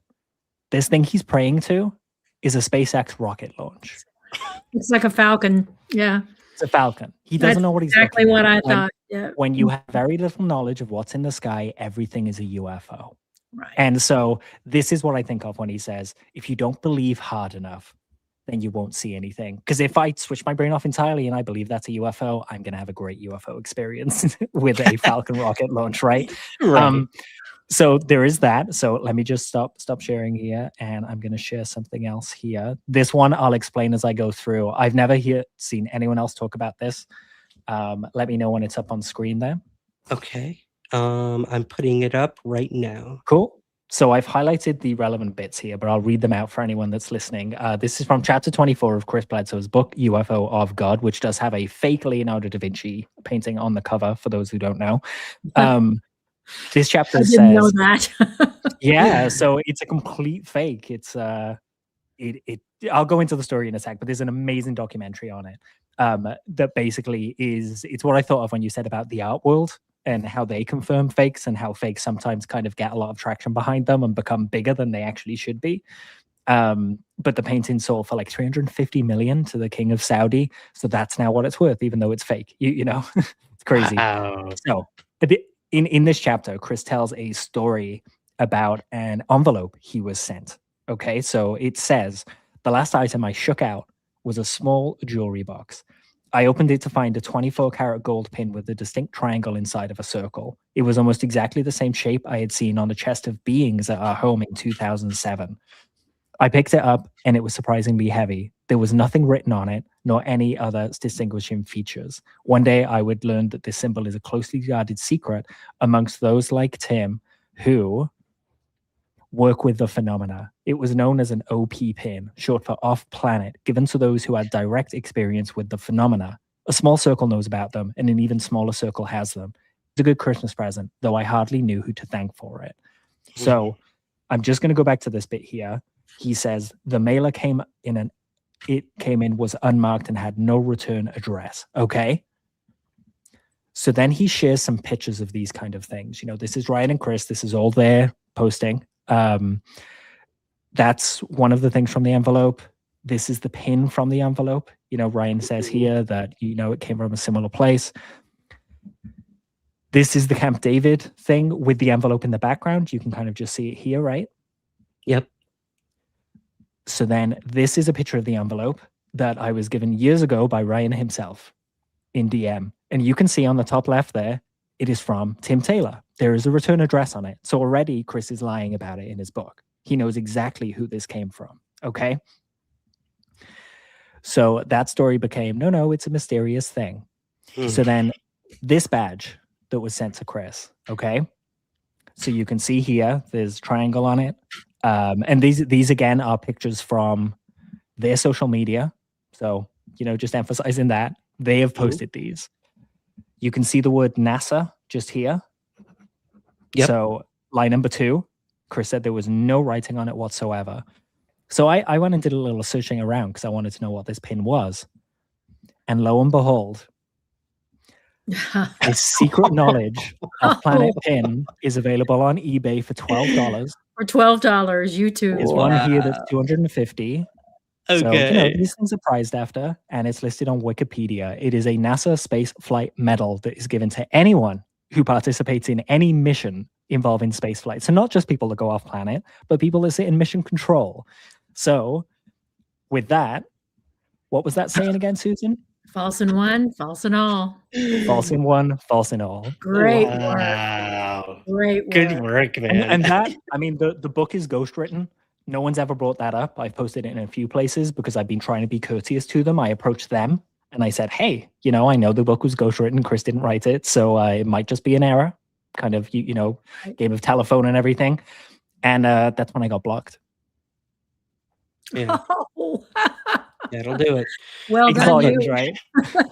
I've been pretty quiet on the Chris Bledsoe front for a while because again, I want to give an experiencer space to really try to understand their experience. They may never. I don't know what the hell I saw when I was 12. Dan, you don't know what your UFO was. Like, no, all of us, we're all just trying to find answers. And Chris Bledsoe is doing that as well. But I think we are now at a time where it has become blatantly obvious that if you challenge what they are saying, you will be blocked, or the people who do believe their story will they'll come after you. I might get some hate for doing this. I'm sorry, guys. Like, I'm telling you what I feel. And there are so many red flags with these failed prophecies, with these, you know, NASA came to visit us. Wow.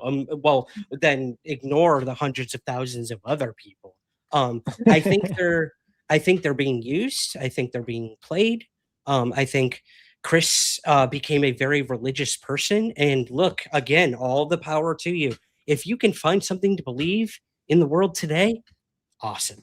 But when you start saying that if you don't believe what I believe, your UFO was not real, you misinterpreted it, you're against us, you're the dark forces, you saw a black triangle, you got abducted by aliens, oh, you are part of the bad group. As Ryan Bledsoe would call it, you are living hell on earth, or something to that extent, he said. Like, again, fuck you. I'm sorry. We're gonna get a YouTube I strike. like the UN from like, oh, I feel bad, showing more compassion than Ryan showed. I should point out, even though you said that. He's been And rubbed now off after all I've shown week you on my that. thing, you loop back around to fuck you again. I love it. We're doing therapy with him today, Dan. I'm going through a Going roller through coaster it. here, guys. I'll leave it at this. For me personally, I wish them both luck. I apologize if I was offensive in what I said, but it's what I felt. And it's what I felt when I watched these. It's what I feel when I hear them saying that skeptics don't see UFOs. That's bullshit. Skeptics see UFOs all the time. I was They too just- little to be a skeptic. I was 6 or Yeah. 7. I wasn't anything. Like, that's just A patently sponge false. is what I was. Yeah. And also that he can teach you to see these things, but only the things that he believes in. Like all the and other that- stuff. There's only that one right way. That's always a red flag. Red It's one right way. Pay us Yeah. $9.99 a month, and we'll tell you about it. Right. You Right. know? Or $12 on eBay. Yeah. Boom. But it's frustrating because there seems to be something to summoning these things.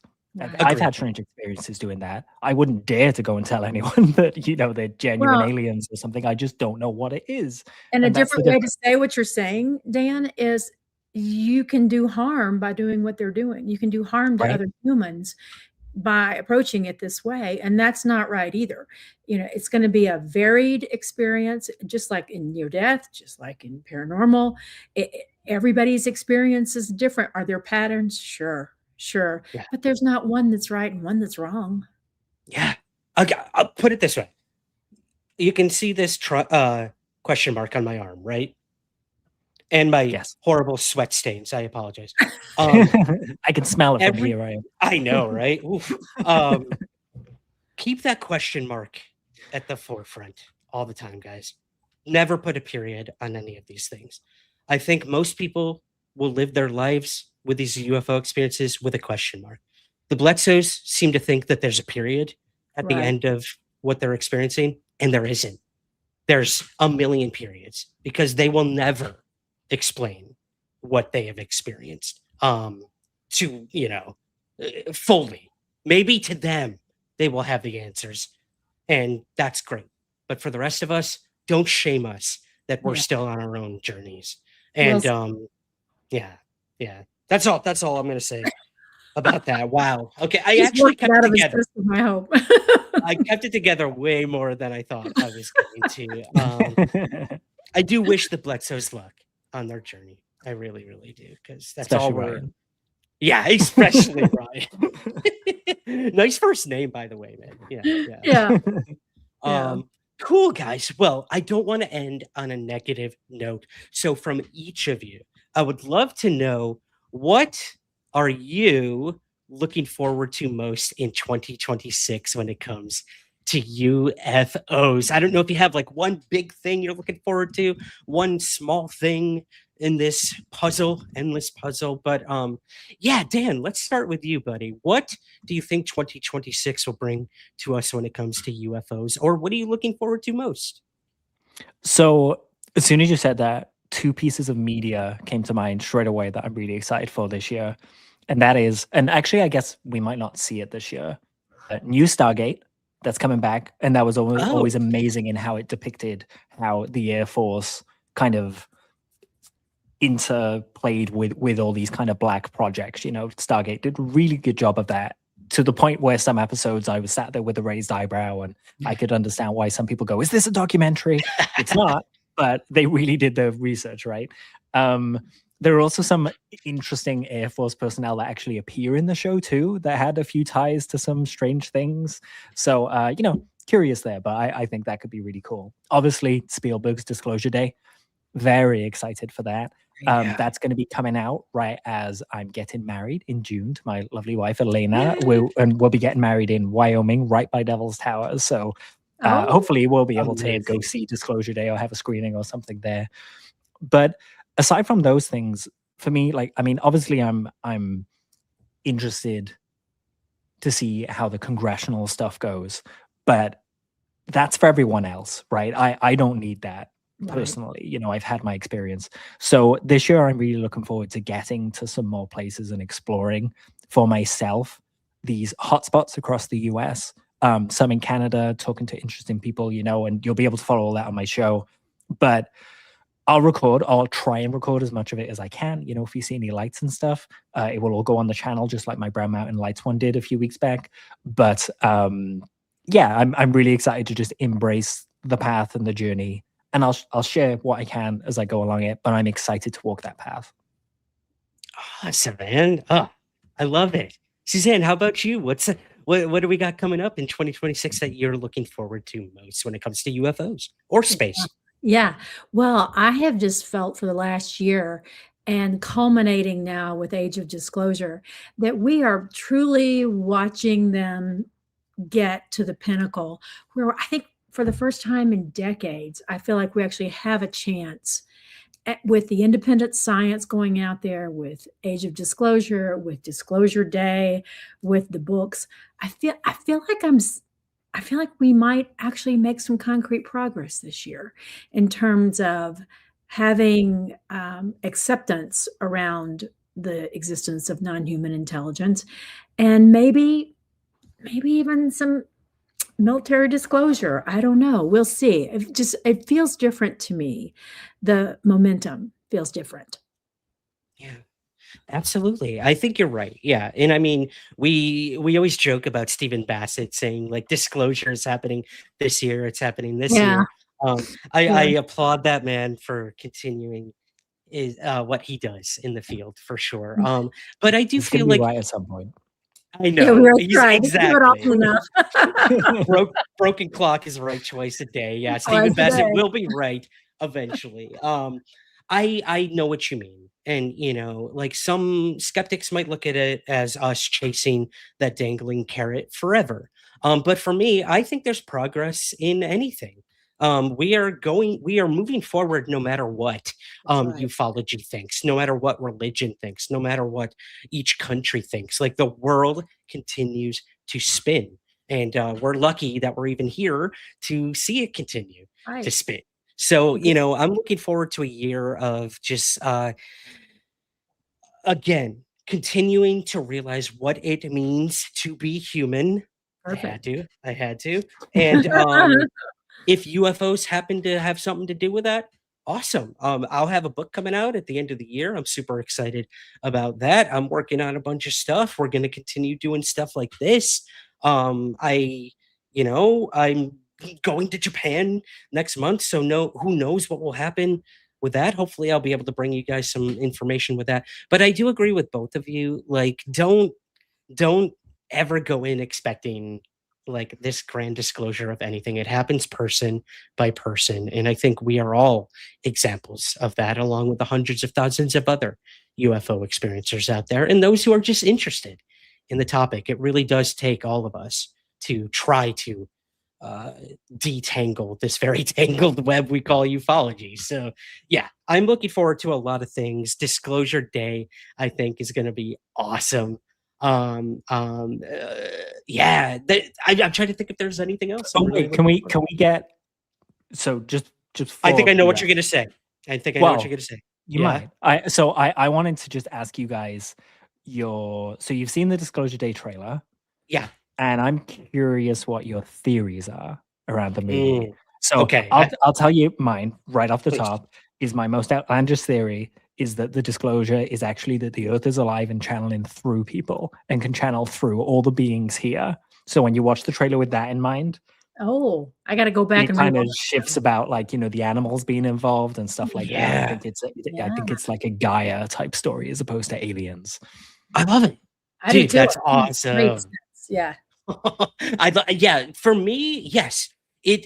I feel like there's something I think this is going to have a lot to do with consciousness.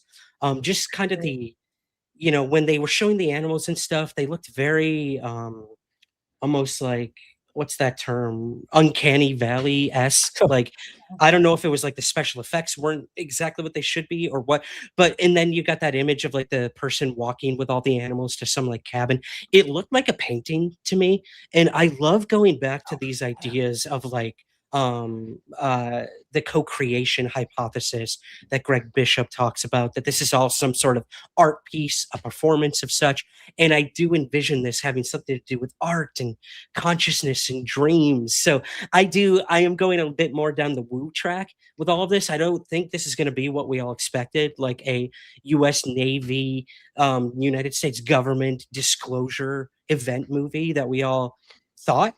I'm actually, I wouldn't say relieved, but I'm excited for this story that Steven Spielberg's going to tell. Maybe crypto terrestrials, like along the lines of what Dan was saying, like the Earth or those who were here before us, calling out finally, ready to finally commune. I don't know. So yeah, those are my thoughts. Suzanne, do you have any nice I'm with theories? Gareth in the comment on the screen. Woo's the way.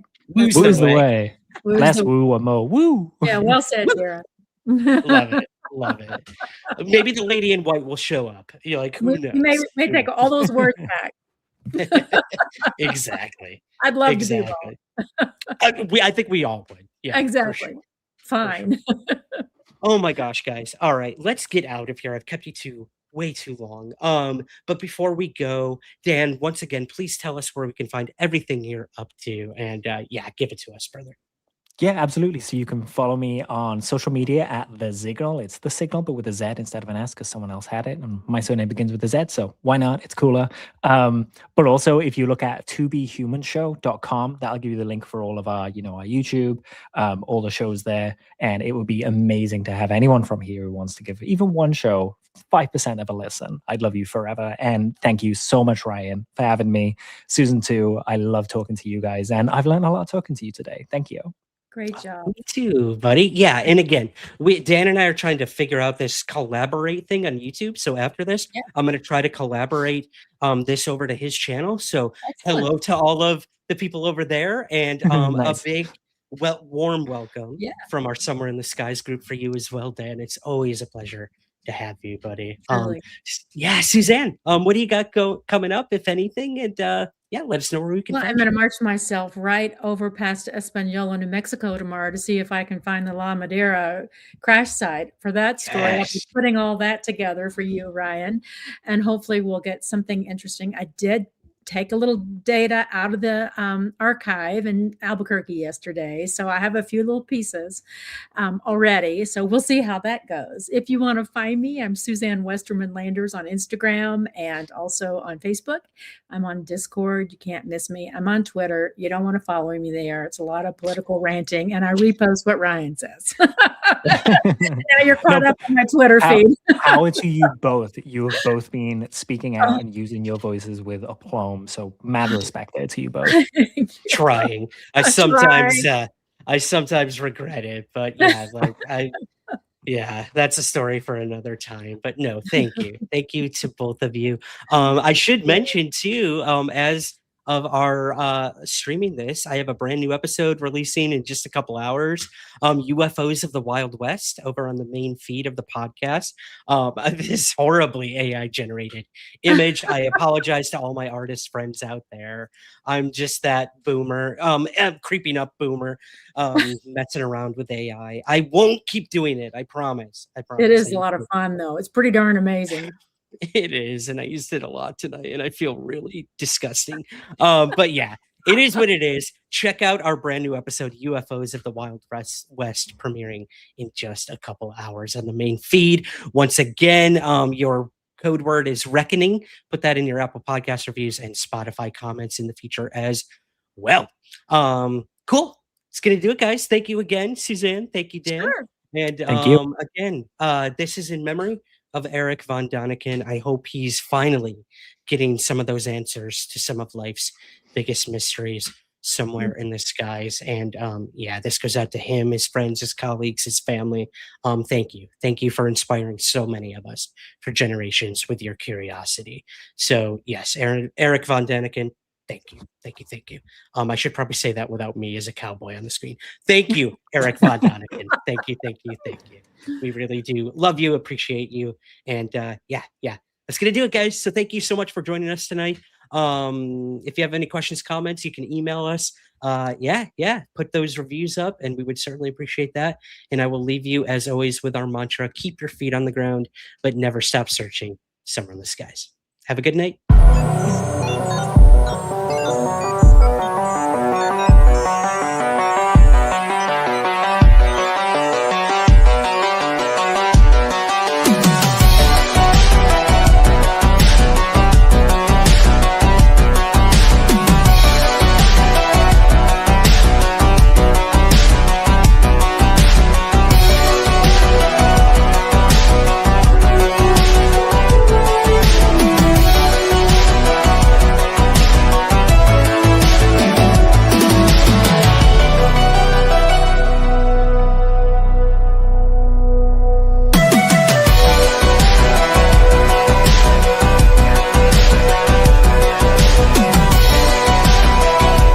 There's nothing to hide. There's nothing to hide at all.